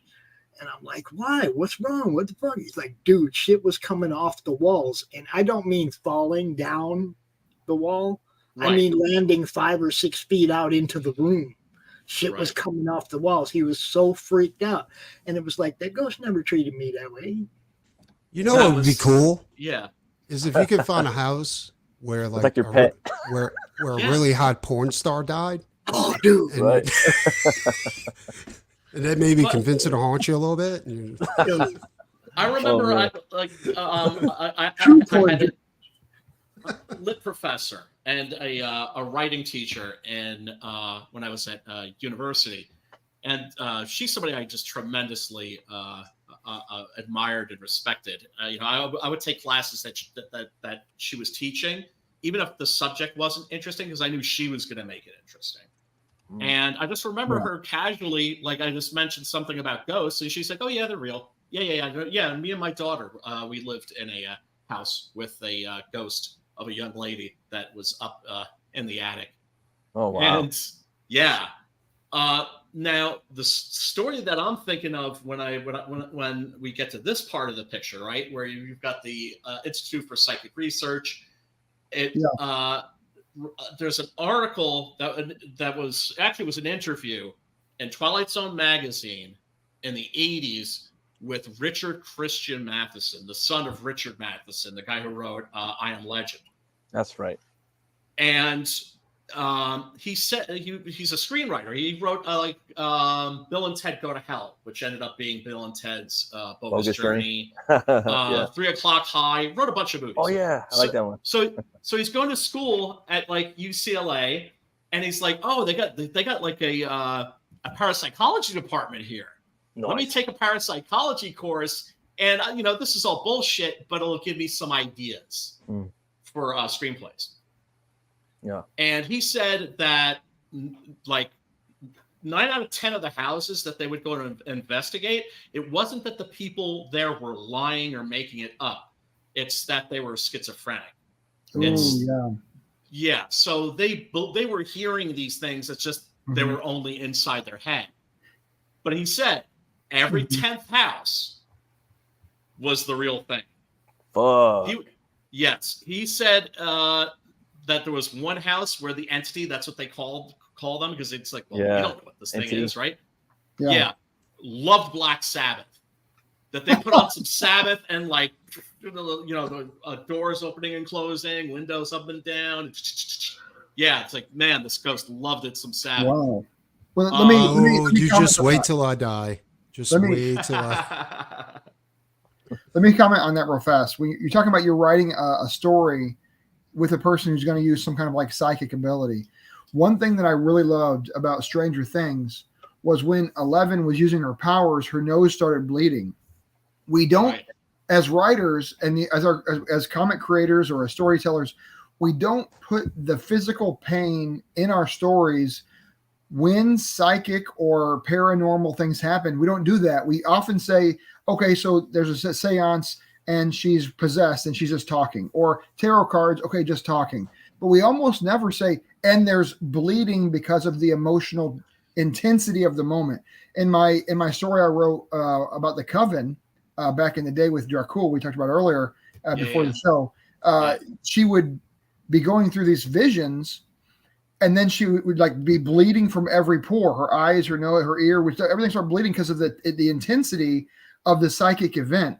And I think that's the cool storytelling aspect, is that when you use these spiritual whatever powers, does it have a physical impact on you? I think we should do that more. Yeah, for sure. Consequences.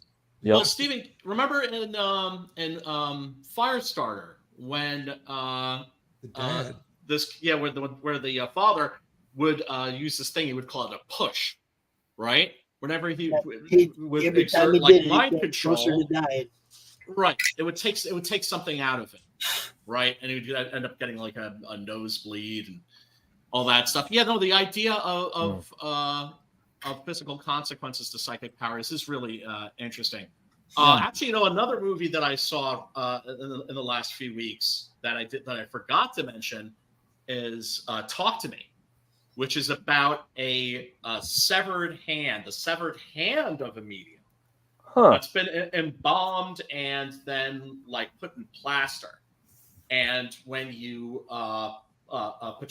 put your hand in that hand and say, "Talk to me," you will see a spirit, and then when you see the spirit, you can invite it into you. And what's interesting about that movie is that it ends up being a game. And like, you know, it becomes like a TikTok phenomenon. I remember seeing the advertisement for that movie. Was it very good? Because I thought about it. It is. That sounds. I would never invite spirits into me. That sounds terrible. Way. That's the point of Ouija board, though, isn't it? That's the game Ouija board. Yeah. Well, I mean, of course, it's a horrible idea, but that's what's so great about that movie is these kids are using it like a drug. Yeah, and they're using it for shits and giggles. Yeah. Oh yeah. Yeah, you could not. Well, no. I thought you were gonna say I was gonna do sign language. It starts speaking to you in letters. Talk to me. Yeah. You're number one. Yeah. But yeah, that's a fantastic movie. It's I don't know if that's still in theaters or not. Yeah. Well, I mean, look, A24 are fucking killing it. They're absolutely killing it. That's the horror studio right now that is just putting out the really awesome cutting edge shit. A24, you say? Yeah. That movie, The Entity, was pretty good too, I thought. Yes. I did a little history dive on that whole situation. It was pretty crazy. That's a real thing, I don't know, though, isn't it? Yeah, it's a real thing. A lady had a lot of stuff happen. Guess what? Richard Christian Matheson in that interview, he was in that house. Oh wow! And he said yes, and he said what they did was they did like a Ouija board kind of a setup, but they did it on the wall, and they made the letters with tape, and they were asking this thing with questions. You know, do you hate this woman? Yes. Are you ever going to leave her alone? No. And he said they walked out of the room, and then suddenly the door slammed shut. Boom! And then they were struggling to get the door open. Even though the door wasn't locked, they were struggling to get the door open. And when they finally did get it open, all the tape had been like stripped off the wall. Was it an incubus, or was it just a malignant spirit? You don't know. I mean, that's the thing that's interesting that I love in the movie. That's very sort of 1950s is when they try to freeze the monster, so you can find out exactly what it is. Yeah, I mean, it could be a being from another dimension. It could be a demon. There's the entity. Right. It could be a ghost. You have no idea. That's why they use that term entity, because it's so broad and imprecise. Actually, let me show I haven't watched the trailer for this. Let me bust the trailer really quick. You know, Peter Smetti had somebody on talking about Bigfoot. And he had some really interesting, like, theories on Bigfoot and aliens and all this other stuff. All that teleporting and all that. Invisibility. I was like, it made sense. Yeah, it makes sense. 100%. Yeah. So Bigfoot's the predator now. The predator is Bigfoot. Okay. Well, they were talking about Indians, like Indian tribes, like trading with the Bigfoot tribe. You know what I'm saying? Like it's a Native American name. And now it's another thing too. Like I forgot about Stargates and stuff. Brian, you remember when we used to do the cryptid type of things on my channel? Yeah. You remember when we did the deep dive on the giant bones that people found, and they would mysteriously, the giants. They would like they had bones that would mysteriously just disappear from like museums and shit. And they had this other type of giant where their heads were like cone heads. You know what I'm saying? And it was and they would just disappear, you know, like they didn't want. Okay, you seen it? It was fake. You know, where's the bones at? You can't find them. Prove it. Yeah. well, like one of those stories that should have been everywhere. I was shocked it didn't get more coverage. Was when they found this species that wasn't human, but that evidently evolved alongside humanity. They called them hobbits because they were like little people that had heads like the size of cantaloupes. And when I found this out, I was like, oh my God, this is amazing. And nothing about it in the news because it smacks too much of evolution. You know what's funny though? That's why they got rid of it. Well, when they finally revealed that aliens were real, like it was so passe. Like people were just like, "Oh, okay." Well, because it's the government. It's the government. You're like, okay, what's this? It's like they overloaded your senses so much with all the bullshit in the news that you were just like, I just, because you don't know what to believe, and that's the point.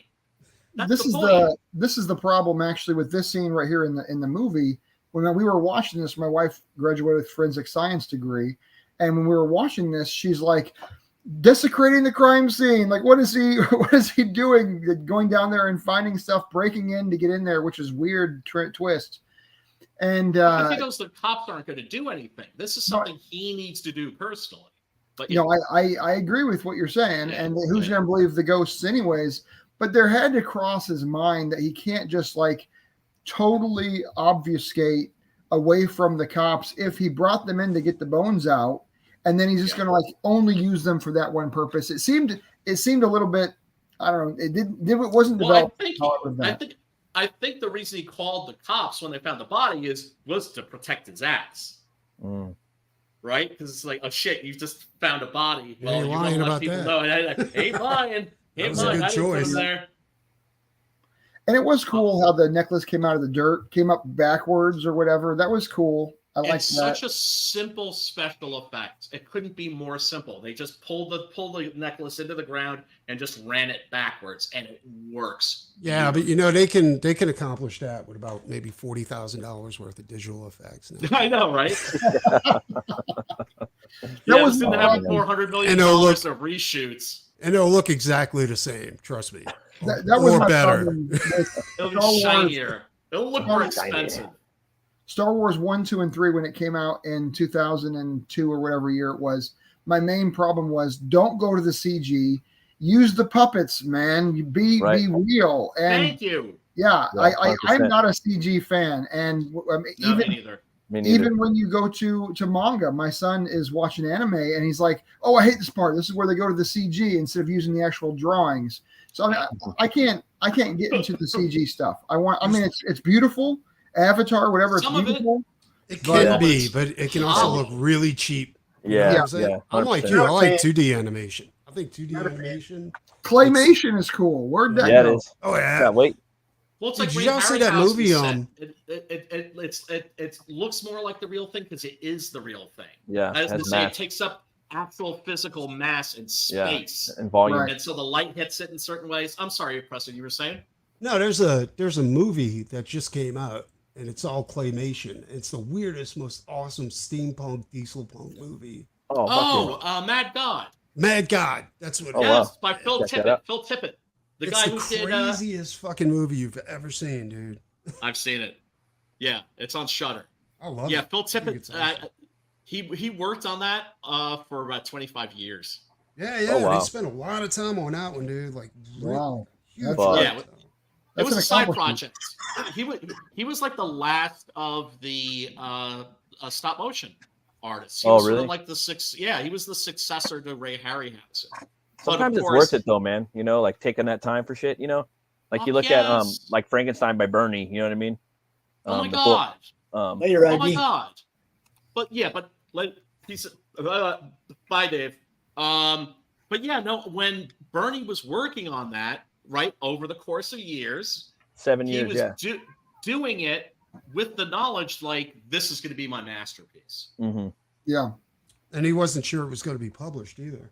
Like, because there's something about artists who create something over decades and then release it. You have to believe that thing is living now. That thing is part of their being has come forth. But then there's the negative side, which means if you're a fan of that person's work, you have to wait 20 years to see it. This is the book. What is it? Sound of the Wind. Name of the Wind. Name of the Wind. The first two books have been out for 20 plus years. The third one he wrote at the same time, but he hasn't released it. It's been 20 years. So there's something about that late release that has value when they put their heart into it, but also. As a fan, you have to get just mad at them a little bit. Well, it's like you could die too, I mean, it's just be real, you could not even. Oh yeah, no, for sure. I made sure. No, go ahead. Preston has the scripts for issues 9 and 10 of Six Gun in case I get hit by a bus or something. Well, I'll definitely finish it. But it really irritates me when people take that work and the artist dies for it and they go ahead and pervert it. You know what I'm saying? And that's my biggest problem with the Wheel of Time. Oh, it's terrible. Oh, The Wheel of Time was his. Bother. He was on his deathbed when he was writing that, and the hero of that book is like everything that hero's going through is what he's going through while he's dying. Oh, and what they did with that in like live action was just disgusting. The TV show. The TV show was not The Wheel of Time. I will never. No. It's been misnamed, just like. And I can't believe it got a second season. Like I'm so pissed off about that. So is the Rings of Power. So the Rings of Power. How many episodes of that did you get through? Yeah, but he wasn't. Plot 3. Like it seems much worse to me because he was dying. Yes, it's disrespectful. You know what I'm saying? Like, yeah. No, this was his final work. Yeah. Right. Yeah. No, you if I were doing an adaptation of something like that, I would feel a responsibility, right? I would feel a responsibility to step back myself and not put a lot of me into the script, but as much of the author and his story. Well, that's. But these motherfuckers don't care. Well, that's the problem with directors. Like directors seem to think like since they're taking other people's work and like creating it in live action, but I think they're a tracer. You know what I'm saying? They're like an inker.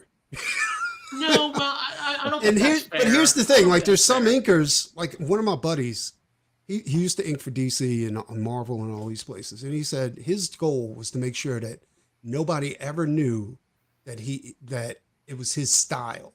He wasn't there to impose style onto the work.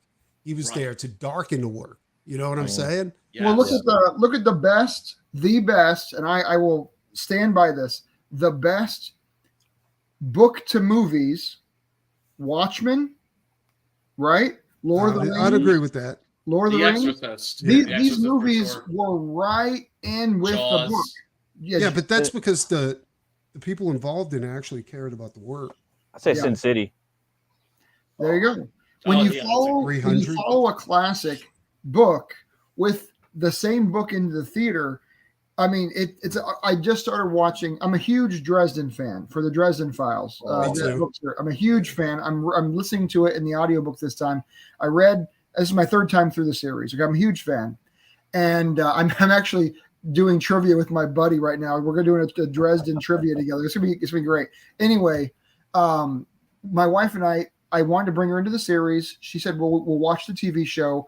I started watching the TV show. We watched the first episode, and they did okay, but they changed the whole story around. I mean, the guy is his uncle now. I mean, the whole thing is different, and it made me sad. That was actually Butcher who allowed that to happen to his work. And sometimes the writer steps back and says, "Do what you want with my world," and that makes me mad too. Well, I'll be straight. I can kind of respect that, actually. But go ahead, Preston. No, I got hooked on Dresden through the TV show. I had no idea it was a novel. And when I found out it was a novel, I started reading the novels, and I was like, holy shit, the novels are way better than the TV show. Way better, yeah. That's pretty cool. It blew my mind how good it was. Yeah. And then they had the dude, Spike, from Buffy the Vampire Slayer, reading them. On the audiobooks, you know? And he's actually really, really good. Like, you know? Yeah, I'm glad that you got into audiobooks. I think that they're very underrated. Oh, absolutely. Awesome, especially when you're drawing. Plus you can work. Yeah, you can work while you do it. Not if you're a writer. Not if you're a writer. Oh, yeah. That's sorry, one of the Brian. It's just It's like I'm jealous of you guys because you can be drawing, working on something, but I can't be like writing while I'm like listening to somebody else's story. The thing. Now, maybe artists can comment on this, okay? Because I'm not an artist. I'm horrific with the hand art. But when I'm writing something, I put on my classical music. Maybe I have my son there or someone else to bounce ideas off of. We throw in stuff on the paper. It makes sense. Yeah, but I cannot have the audio in my head because it takes me away from my story and I go to the other story. But what about artists? Can you guys listen to something else on TV while you're drawing Batman? No, not all the time. If it's super interesting, it'll take my attention away from the pad. You see what I'm saying? Like, like I put on The Lake. That's the Japanese kaiju, you know? Right. And I was and so they have an English translation, and I was like, oh, I'll just put that on while I'm working. And I kept looking up because the graphics were so interesting. I was like, I can't watch this. Right. Right. Yeah. Yeah, audiobooks really do it for me these days. We do a lot of lit RPG, which is kind of like video games in the book series. So the character upgrades and levels up in the book. It's all the rave. It's amazing to listen to. It's really great stories. But these people just want to throw the books out there sometimes on Audible. They just want to throw the book out there. It's not even edited. It's not proofed. And we're getting a lot of this material like on Netflix where they pay $20,000 for the whole show, and then maybe it hits, maybe it doesn't. You know, like Squid Game, that costs almost nothing and it did amazing. So you're going to have your hits, but then you're going to have a whole bunch of misses. And is that good for us? Is that just how it is? Honestly, when I pick an audiobook, a lot of the times I'm picking a reader instead of the actual author. Because if it's got a bad reader and it's an amazing book, I'm not going to be able to listen to it. Right. That makes sense. I'm saying, like, how about the delivery, right? Exactly. That's true. Hey guys, I gotta go right now. I got Hex on the show, and yeah, Brian, dude, I was gonna ask you, like, who have you got on tonight? Who's the victim tonight? I got Hex on tonight. Oh, and I was at Barnes and Noble, I think last night, and I seen a Bram Stoker's book, and they did have Lair of the White Worm in there, right at the main entrance. Shit. I was like, fuck. I was thinking of that because remember we were talking about we couldn't find it anywhere. Neither of us had read. Yeah. And I'm like, they don't got this in here, and I looked. I'm like, oh, sure enough, there it was right at the main entrance too.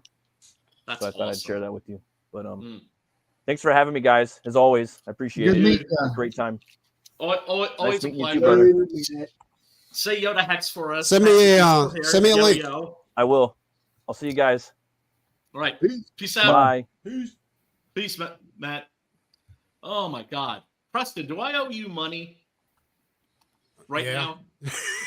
Oh, do I? You can take care of it when you want. It's fine. Okay. I'll be honest. Get on my ass, because I know you're going through. You do not want to hear that in any other context. Yeah, and all that kind of stuff. Did you move? Everything's good. Yeah. I mean, this is finally got a 2-bedroom apartment. Nice. And better internet. Internet's much better than it was at the fucking Flophouse crackhead hotels I was staying at. Still haven't completely settled in. Like, I still don't have a couch. Damn, I nearly fucking dumped it right now. I don't have a couch. What else do I need? A desk. I need a proper desk. If I was single, one of the things I want to do is start busting scripts. And next on the list, the one that I want to get back to work on is Hell Knight. If I was single, I wouldn't have a couch either.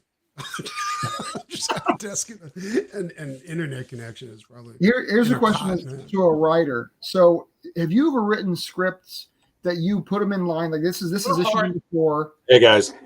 Hey. So you're writing issue number 4, let's say, and you're up on you're drawing issue 2, so you have time. But you ever written a script and you go back to it later, you let's like just trash it, or you move it back six issues because it's not good enough? You ever gone through that kind of change? Oh, absolutely. Are you kidding me? For sure. That's an indication that you're doing things right. Oh, good. Yeah. No, it is. It's like I'm trying to think of that movie with Sean Connery where he says, "You write your first draft with your heart. You write your second draft with your mind." With your penis. Oh, in your mind. Hold on, Mr. Fisher. What's happening? Hey guys. How you doing, Hart? Guys, I'm so fucking happy because we were off the air for about a month and a half. I had to upgrade my servers for American Horrors, and I had to upgrade our streaming software. And so we did. And now the picture quality is better. I've got more control over the stream. It looks like we might be able to do some live events now. And I've signed a ton of fucking content. So I'm really excited that American Horrors is back in time for October and Halloween. So I am pumped. And then I was talking to Pops because I've got a new microphone. We're bringing back my podcast, Heart Attack. Heart Attack. If you can't handle the truth, then, brother, you're in for a serious fucking heart attack. Thank you, Abby. I got my Juicy Rum and Coke. I've got my kind of mini office setup now, so I've got a decent place to shoot in because I had to move in December. So it's been a lot of fun, like setting things up, a lot of new stuff happening. And I'm very excited about, we've been having a lot of success with independent horror creators and comic creators have all been advertising on American Horrors for their Kickstarter programs, for books they have out. And they've all been doing really well with it. So that's a good feeling. That's a really good feeling when you're like, wow, I helped Mike Barron get his funding. Wow.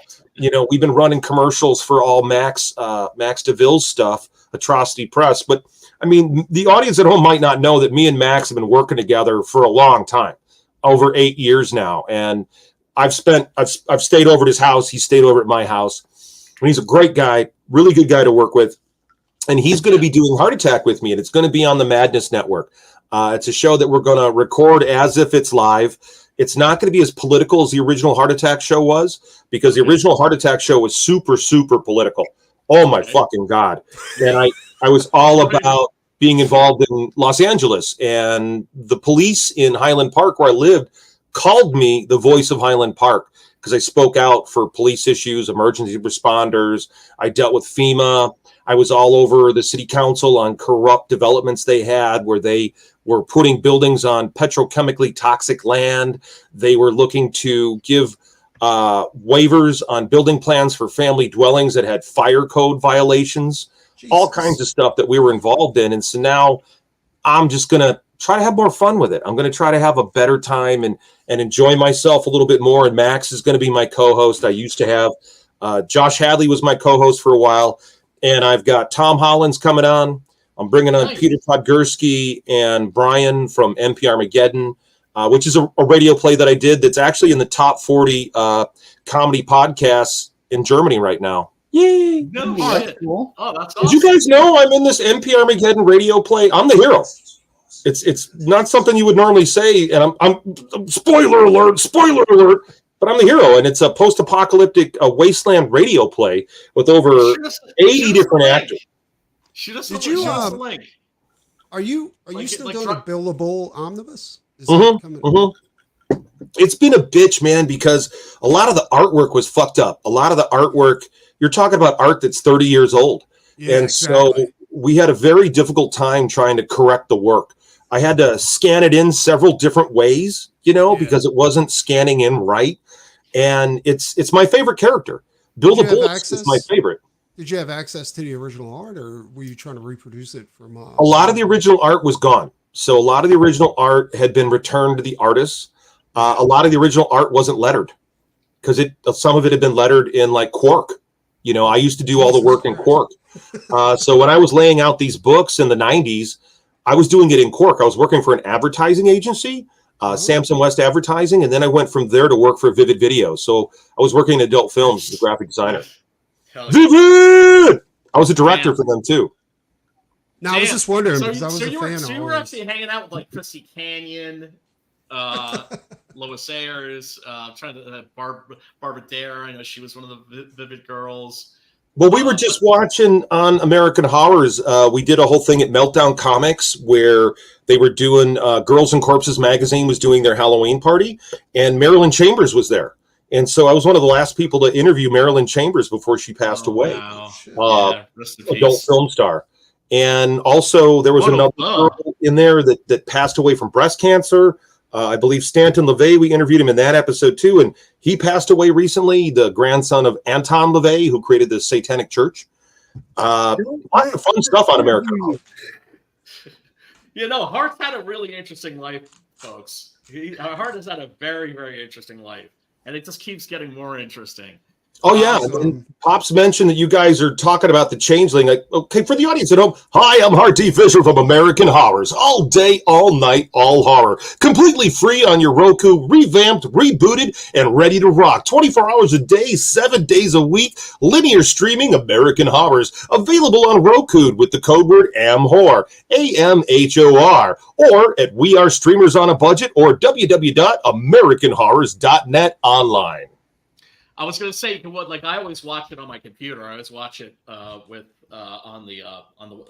the web browser. What I love about American Horrors is it's not the place you go to if you want to watch a nice pristine copy of Cannibal Apocalypse. No, you're going there for like Invasion of the Flesh Hunters, which is to say, like the crappy like VHS. John Saxon is Invasion of the Flesh Hunters.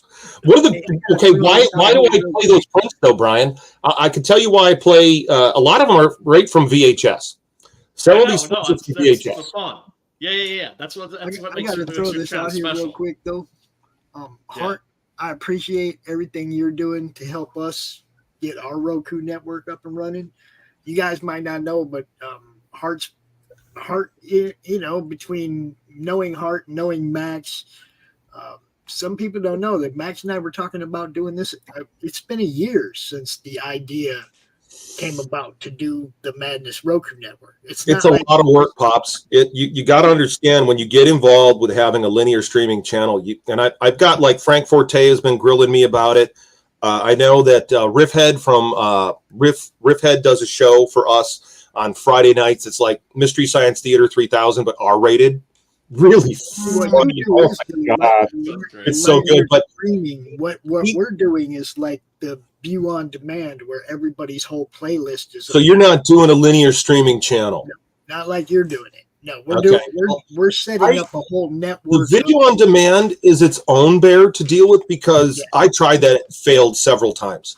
I tried to do that at AmericanHorrors.net, AmericanHorrors.com. Max and I tried, and there were things happening in my life, and I just wasn't able to make it work. So I've entered into a deal with Ash Hamilton from Holes in the Sky. I don't know if you guys have heard of that. Really great alien abduction mockumentary. It's like a documentary, but it's not a real documentary.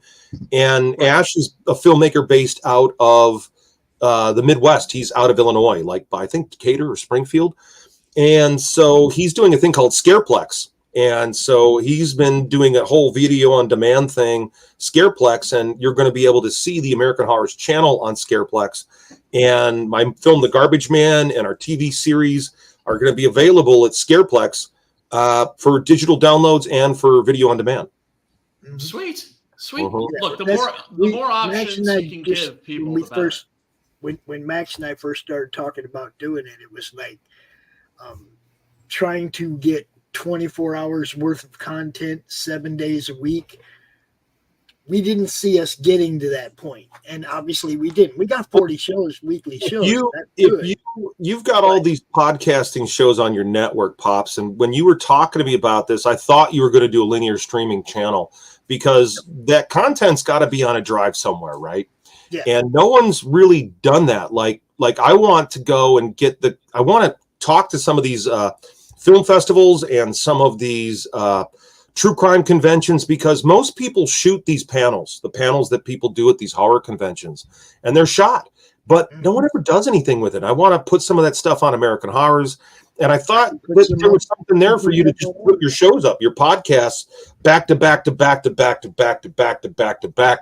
You know what I mean? And that way it's a linear stream, but it costs money too. It doesn't work because we don't have enough. Well, when I launched 4 or 5 shows a day. We only have 4 or 5 shows a day. We're not. But you've been doing it for several years. You go back and you go get the old stuff, and you grab all the old stuff. When we launched American Horrors Pop, we did it with billionaire Alki David. Alki David was the heir to the Coca-Cola bottling empire out of Greece, and he launched Film On, which was like a European version of Hulu, and I was wooed by him to launch American Horrors as a linear channel. And I needed to come up with 300 hours of content to launch the network. 300 hours. Now, if you have that, and I think you do because you've been doing the network for at least 2 years. Hold up, Hart. Let me not get off track from what I'm building. Mm-hmm. I'm building a view on demand network like Netflix where people can binge watch your show. Well, if Max is with you, I know what he's setting up because most people don't know that Max had the biggest independent Roku channel before all this other shit happened. He was doing the Grindhouse channel, and he was kicking ass. I remember that. Ass. That channel was fucking awesome, and it was a video on demand thing, like exactly like you're talking about. Mm-hmm. And a lot of people don't know that Max set up What's the show in Kansas City? Is it Crypticon? So they did Cryptic TV, and Max actually set up a deal for them to be able to air the fucking Munsters on their channel. You know, Max has got so many bases up there, man. I'm a one-man cheerleading squad for Max. Max is a genius. I've been telling people that, and I've been telling people that's why this was the time to do this, because I've surrounded myself with the right people to actually make it happen. Okay, we beta tested for a year whether or not people would actually give us consistent content. They have. I can't let them down now and not do it. That was if you're not on YouTube, you're not. If you have control over your hosting, then you could do a lot more. Like, okay, my meeting right before this was with Max talking about the new heart attack. We're going to record the first episode next week. We're going to run it on your network. We're going to put it on American Horrors' television show. And it's going to have commercial interruptions. But we discussed the idea of, at American Horrors, and since this is American Horrors production, it's not Boneyard Press, it's American Horrors. And so I have music videos. So the idea was to put some of these music videos into the show because it's like a radio show. And when I did Heart Attack originally as a political show, we always took a break for like 2 songs. Headbangers. It was like 54 minutes long, and we took a break for 2 songs.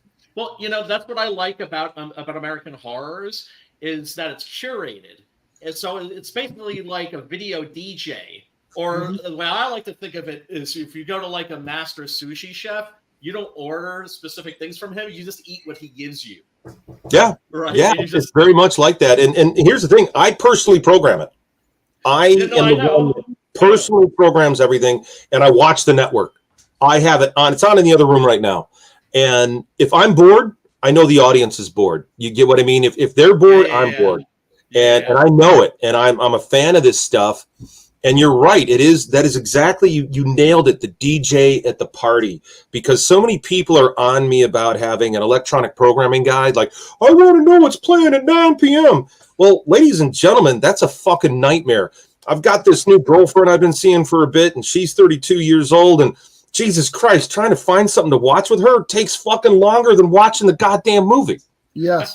It takes forever to fucking find something. So the idea is at American Horror is, hey man, when you go to Coachella, Daft Punk does not give you a set list. The Eagles don't give you a fucking set list, motherfucker. When you go see the Rolling Stones, you go see the Rolling Stones. And that's what it's about at American Horrors. And it's made by people that love it. And I've been jamming the schedule with great stuff. And Pops is going to be having commercials on there.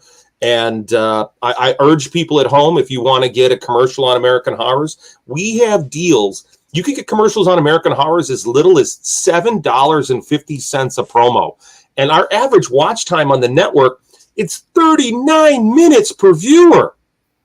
39 fucking minutes. Fuck your click-through. Fuck your bullshit Facebook rules. Fuck your misinformation. Fuck your garbage. It's uncut. You can have tits and ass and cursing and violence in it. Baby. Or, you know, we don't do pornography. We don't do animal abuse. I don't do that shit. Right. And we don't have any starving kids ads on the fucking network. No. We don't do that at all, man. Well, here's the thing. Here's the thing. When it comes to like sleaze and trash, you have to kind of draw the line at penetration. Yeah. Well, you know what I'm saying? Well, I worked with one. Like I said, I worked for Vivid. I worked with the late, great Max Hardcore. Yeah. Randy West was a buddy of mine. I used to do all of his video box covers for Up and Comers, the series. And I did all the video boxes for Seymour Butts. I used to work with Otto Bauer and Audrey Hollander, Skeeter Kirkove, all the outlaws of adult, and a lot of the S&M stuff I worked in, I was involved with. I only really got one more thing to say, and that is, we will, Roku.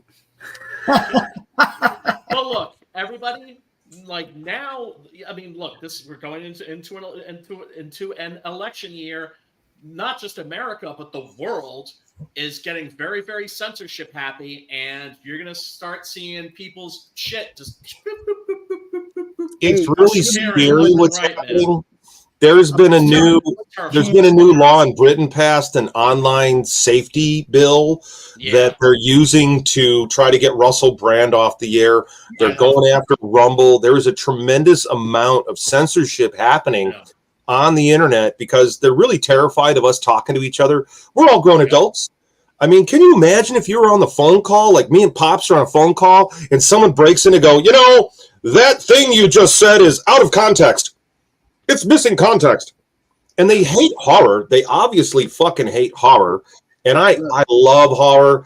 And one of the best things about running American Horrors is like, what do I want to watch tonight? What do I want to see? And when my mother was alive, I would go down to my mom's house where I grew up in Blue Island, Illinois. And I got to watch the channel in my childhood TV room where I used to rent all these VHS tapes. Because when you say, I don't have the pristine, perfect HD print of The Gates of Hell, I got the beat to shit VHS print because that's what I saw when I was a kid. And American Horrors is trying to replicate what it was like to have to go to Fangoria or someplace else to find bootleg tapes to get your copy of The Story of Ricky O. That's a movie we should review. Story of Ricky. Hell yeah, man.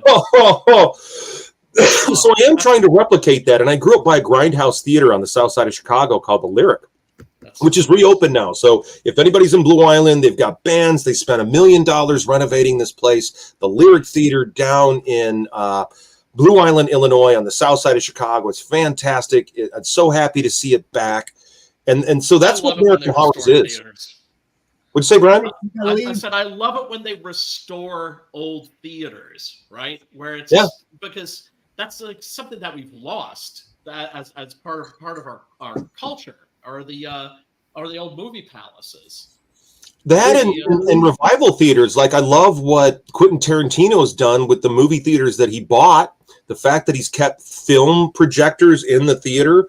Or one of the best things about when I was living in Los Angeles was you got to go to like the Egyptian theater, and they'd have the Japanese outlaw masters. And that's where I discovered Takeshi Miike.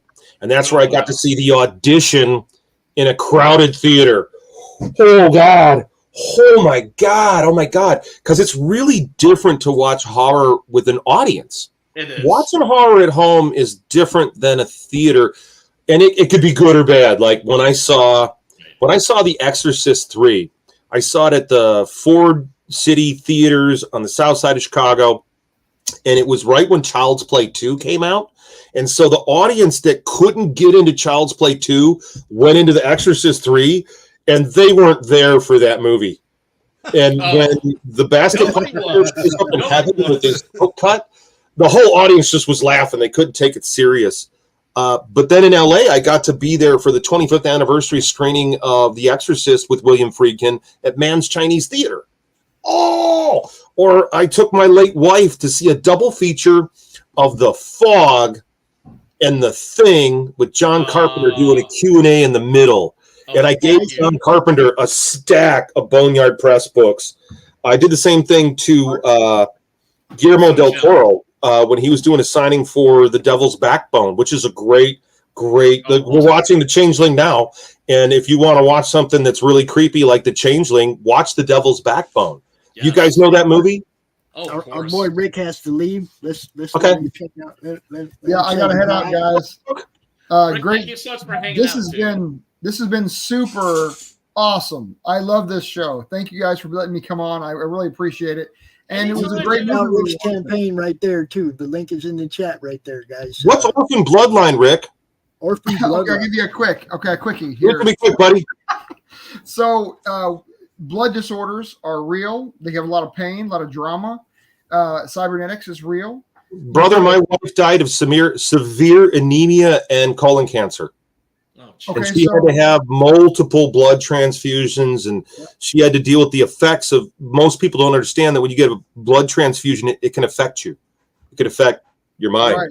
Yeah. There's lots of consequences from all the kinds of blood disorders. There's really a huge number of them out there. We don't even talk about them that much.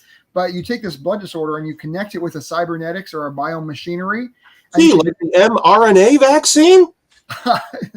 And you can make your blood disorder turn into a blood power. So this is a new magic system in this world. We're taking what's really biological, what's among us, and then we're adding the cybernetics, the cyborg element to it, and allowing people to have some kind of power in their life versus just being subject to this disease. It's really kind of cutting edge, really different way of doing it. My buddy was playing D&D with me. He'd never played before. He wanted to play. I said, well, just jump on. He goes, well, I have to have a gun. I said, well, you can't have a gun. You're playing D&D. You got to have a sword or something. You can't crossbow, motherfucker. And he says, no, I want to have a gun. So what I did was I created this character that had hemochromatosis, which is a blood disorder where you can't get rid of the metals out of your blood. It kind of builds up. I was lead poisoned in Los Angeles. You were lead poisoned? Yeah, the house I was in had excessive amounts of lead paint, and it had asbestos tiles, and it had 4 kinds of toxic mold. Jesus Christ. And that was the house next door to Billie Eilish.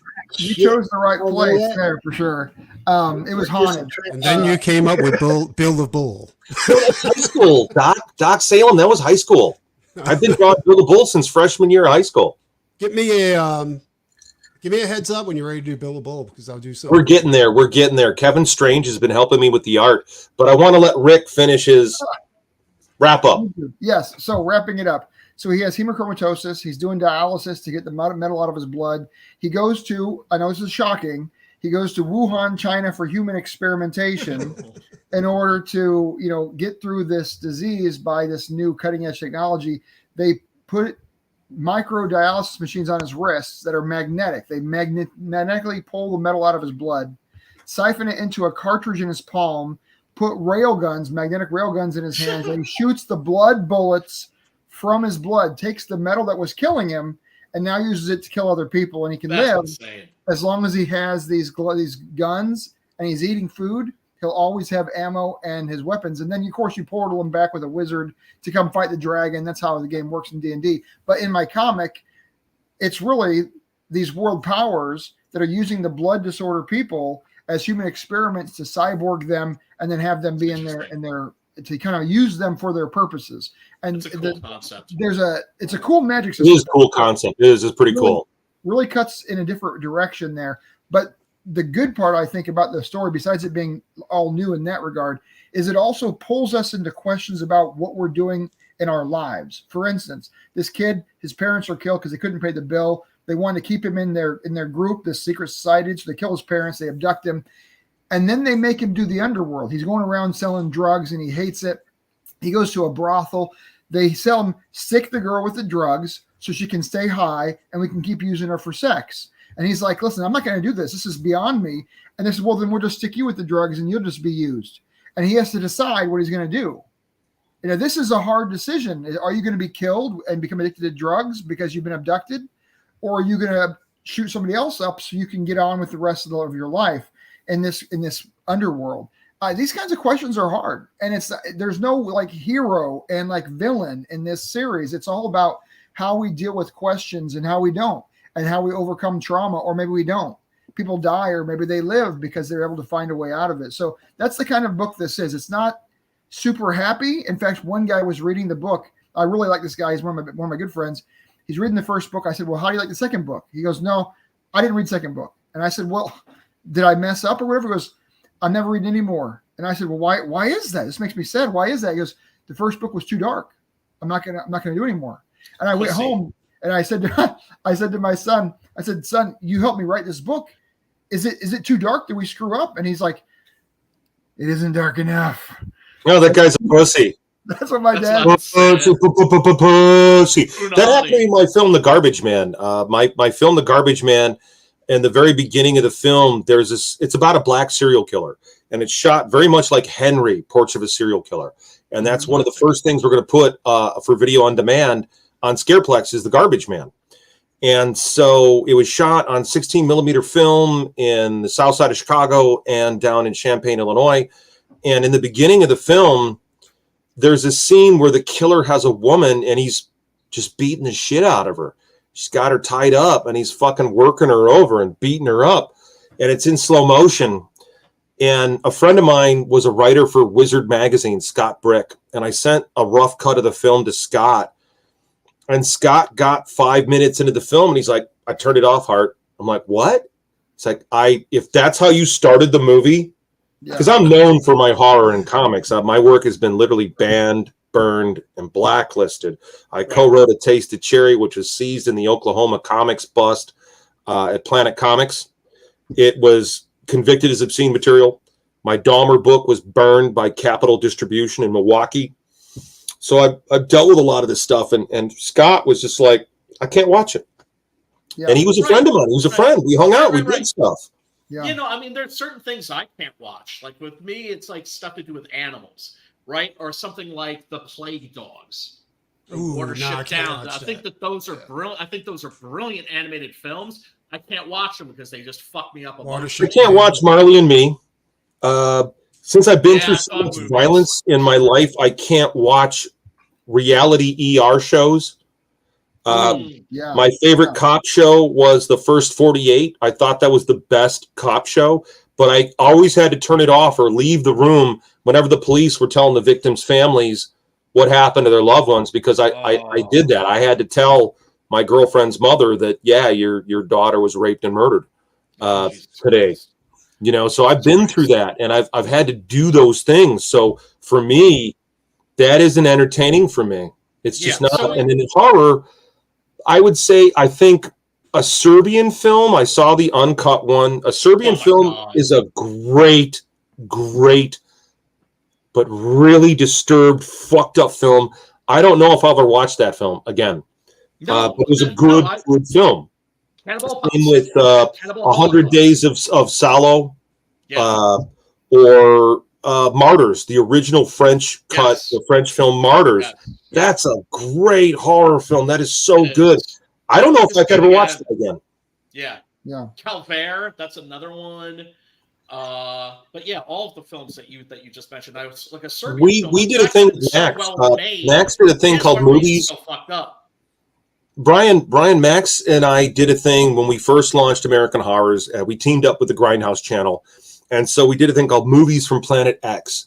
And Max is a dude, you know, he's a war veteran. So he's seen some motherfucking shit.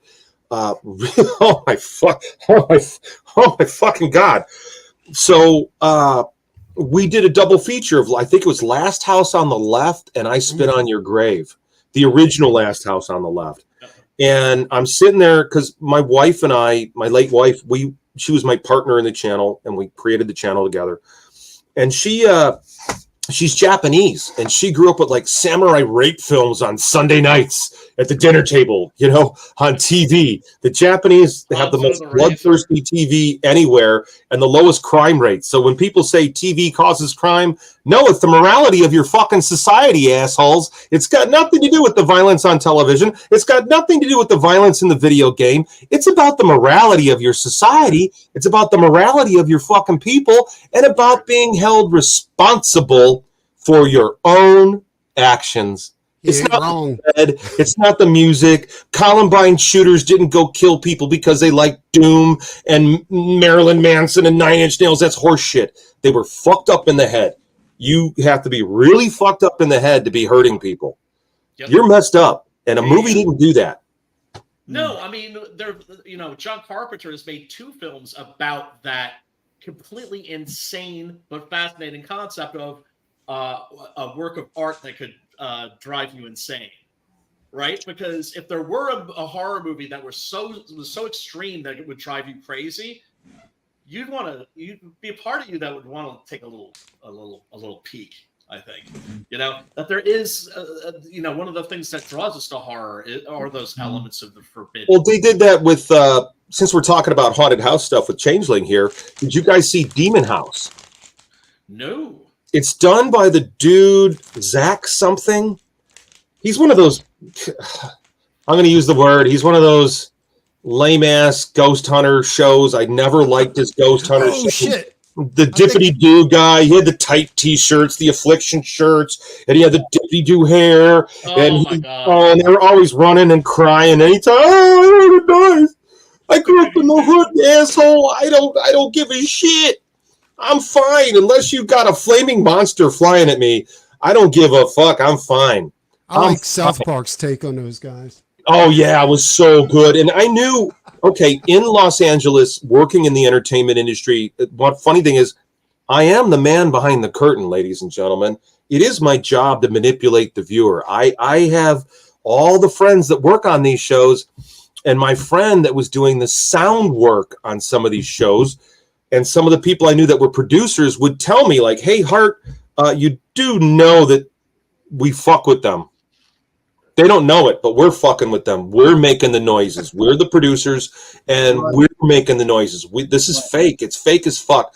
But he went and he went and did something real, and it fucked him up. It fucked him up. It fucked up Dippy Doo guy, gel hair guy. Fucked him up. It's called Demon House. I believe it's either on Hulu or Amazon Prime, and it's a documentary in paranormal investigation, but everybody involved gets fucked up. People are getting stabbed.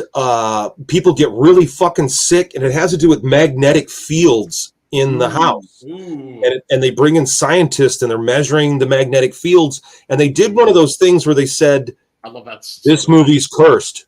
Anybody who sees this, because the idea of demonology and dealing with satanic forces, names have power. And when you speak, you're throwing out, you're casting spells. That's why it's called spelling. Okay?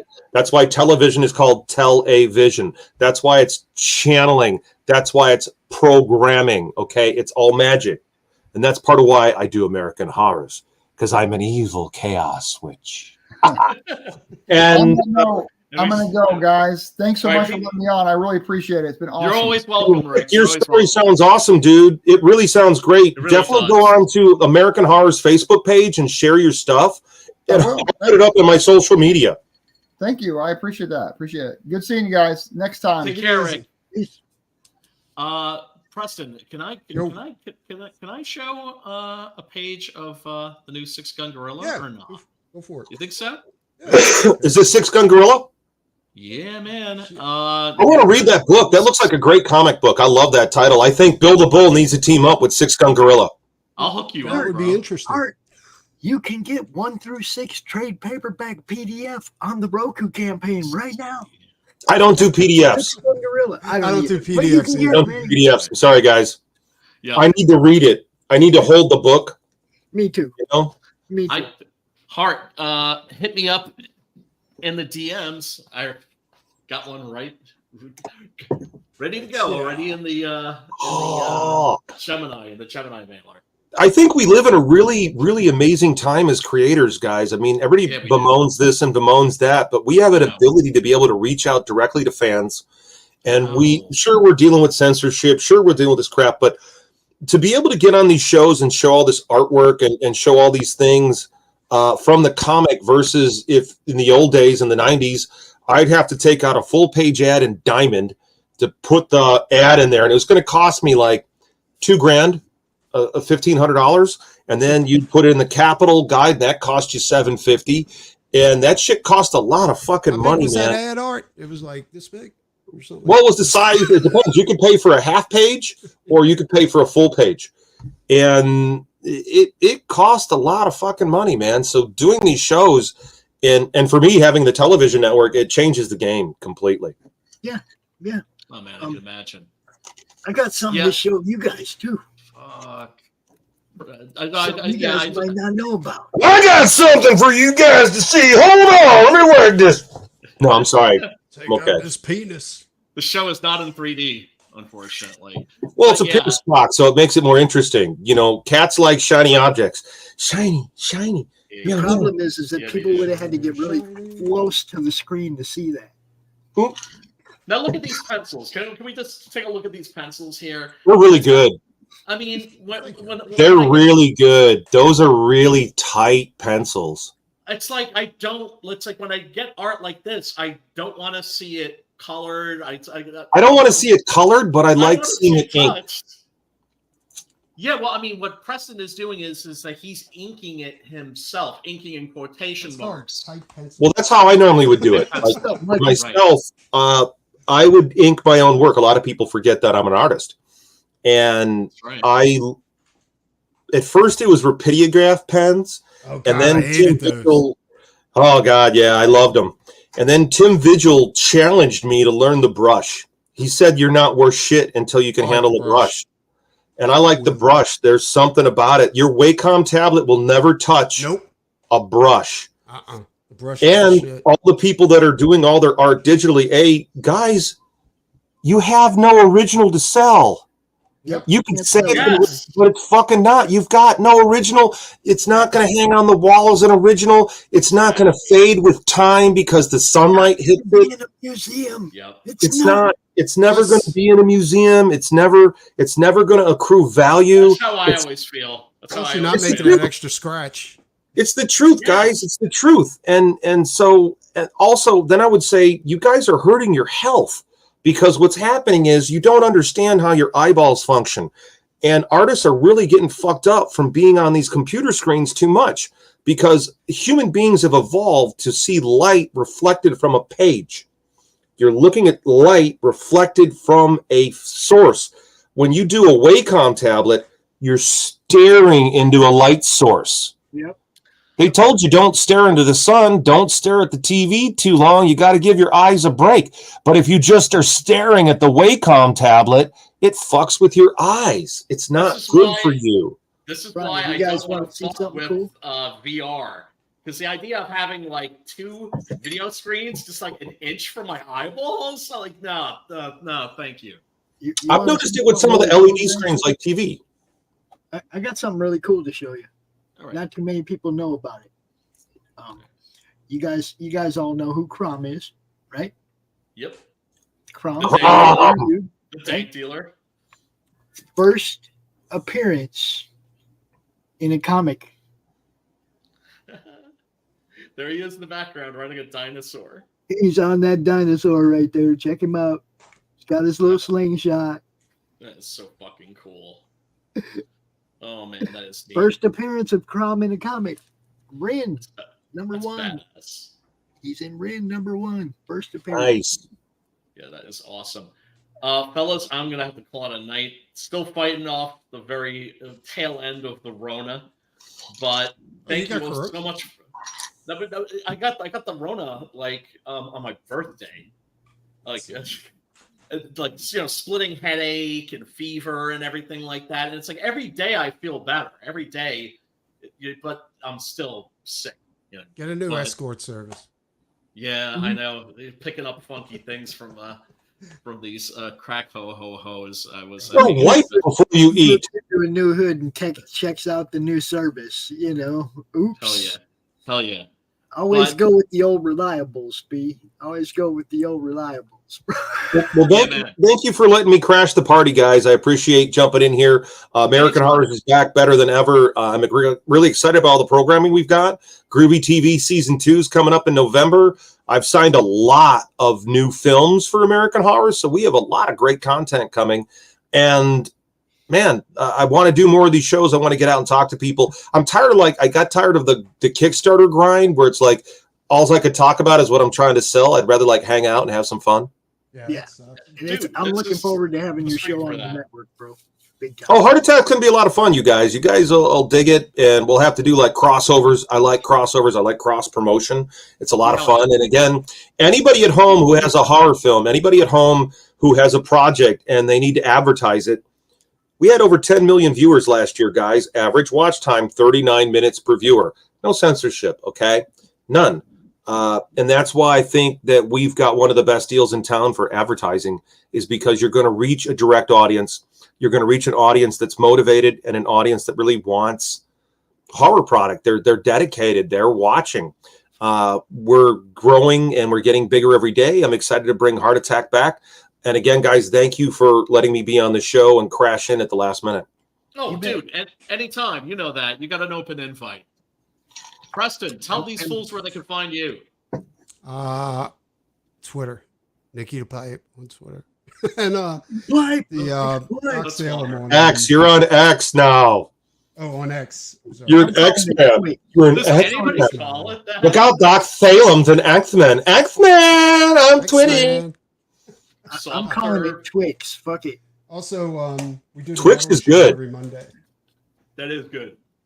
I can finally get back on schedule too because I finally found the car, so now I can be done with all this insurance bullshit, you know, because of the wreck.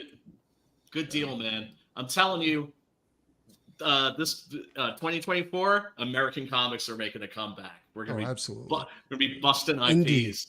Indie yeah, comics. Man. Indie shit. Pops, tell these people where they can find you. Right now, we're on YouTube. You know, the Madness Comic Network. We're over there on Facebook in the Comic Related Madness Facebook group. Twitter at Madness Comic. And we're going to Roku. And Brian, you and I need to get together. Look, you and I need to get together and do a little 30-second spot for sure about the Horror Movie Club show, so Hart can play it over there on the American Horrors Network. Anything you need, brother. Anything you need. I'm down for the cause. You got to get with me when you got a minute. We can just record something real quick in the StreamYard and we can send it to them. It ain't that hard to do. You know? Well, I mean, look, it looks like the tumultuous period of my life is over now. I'm hoping, right? But it's one of those things. It's like everything's a little too quiet right now, so I'm kind of like looking around for that freight train to come around and smack. Is it ever really over though? No, it's not. No.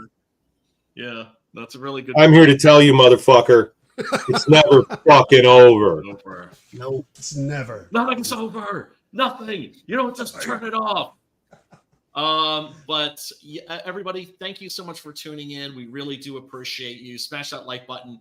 And Pops, you'll take us out. I got you. Okay. All right. Until we see you next week, folks. Peace, love, and metal. And Halloween.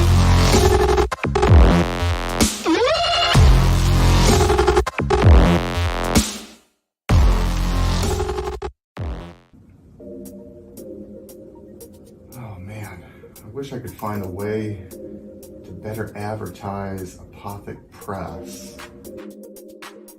Just back it already. Whoa, Crom, what are you doing here? What's this?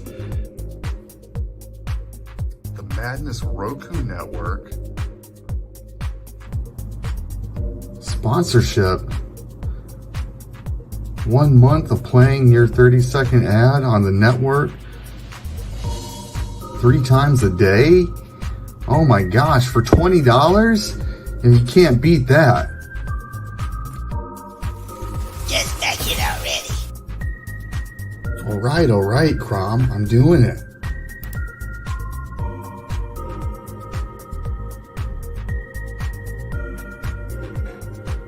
Awesome. Hi, I'm Tanner Hurley, founder of Apothic Press. I back the Madness Roku Network, and so should you. Comic Books for Kids provides comic books to kids in hospitals and cancer centers across the U.S. It's a place where we can all work together to make sure every child has a comic book. 100% of all proceeds go towards the kids. It's about making a difference, and while they're in the hospital, allowing them to fly like a superhero, battle dragons, or rescue teddy bears. We are in every state in the country and now support over 160 hospitals. Every month, we add more. Visit cb4k.org.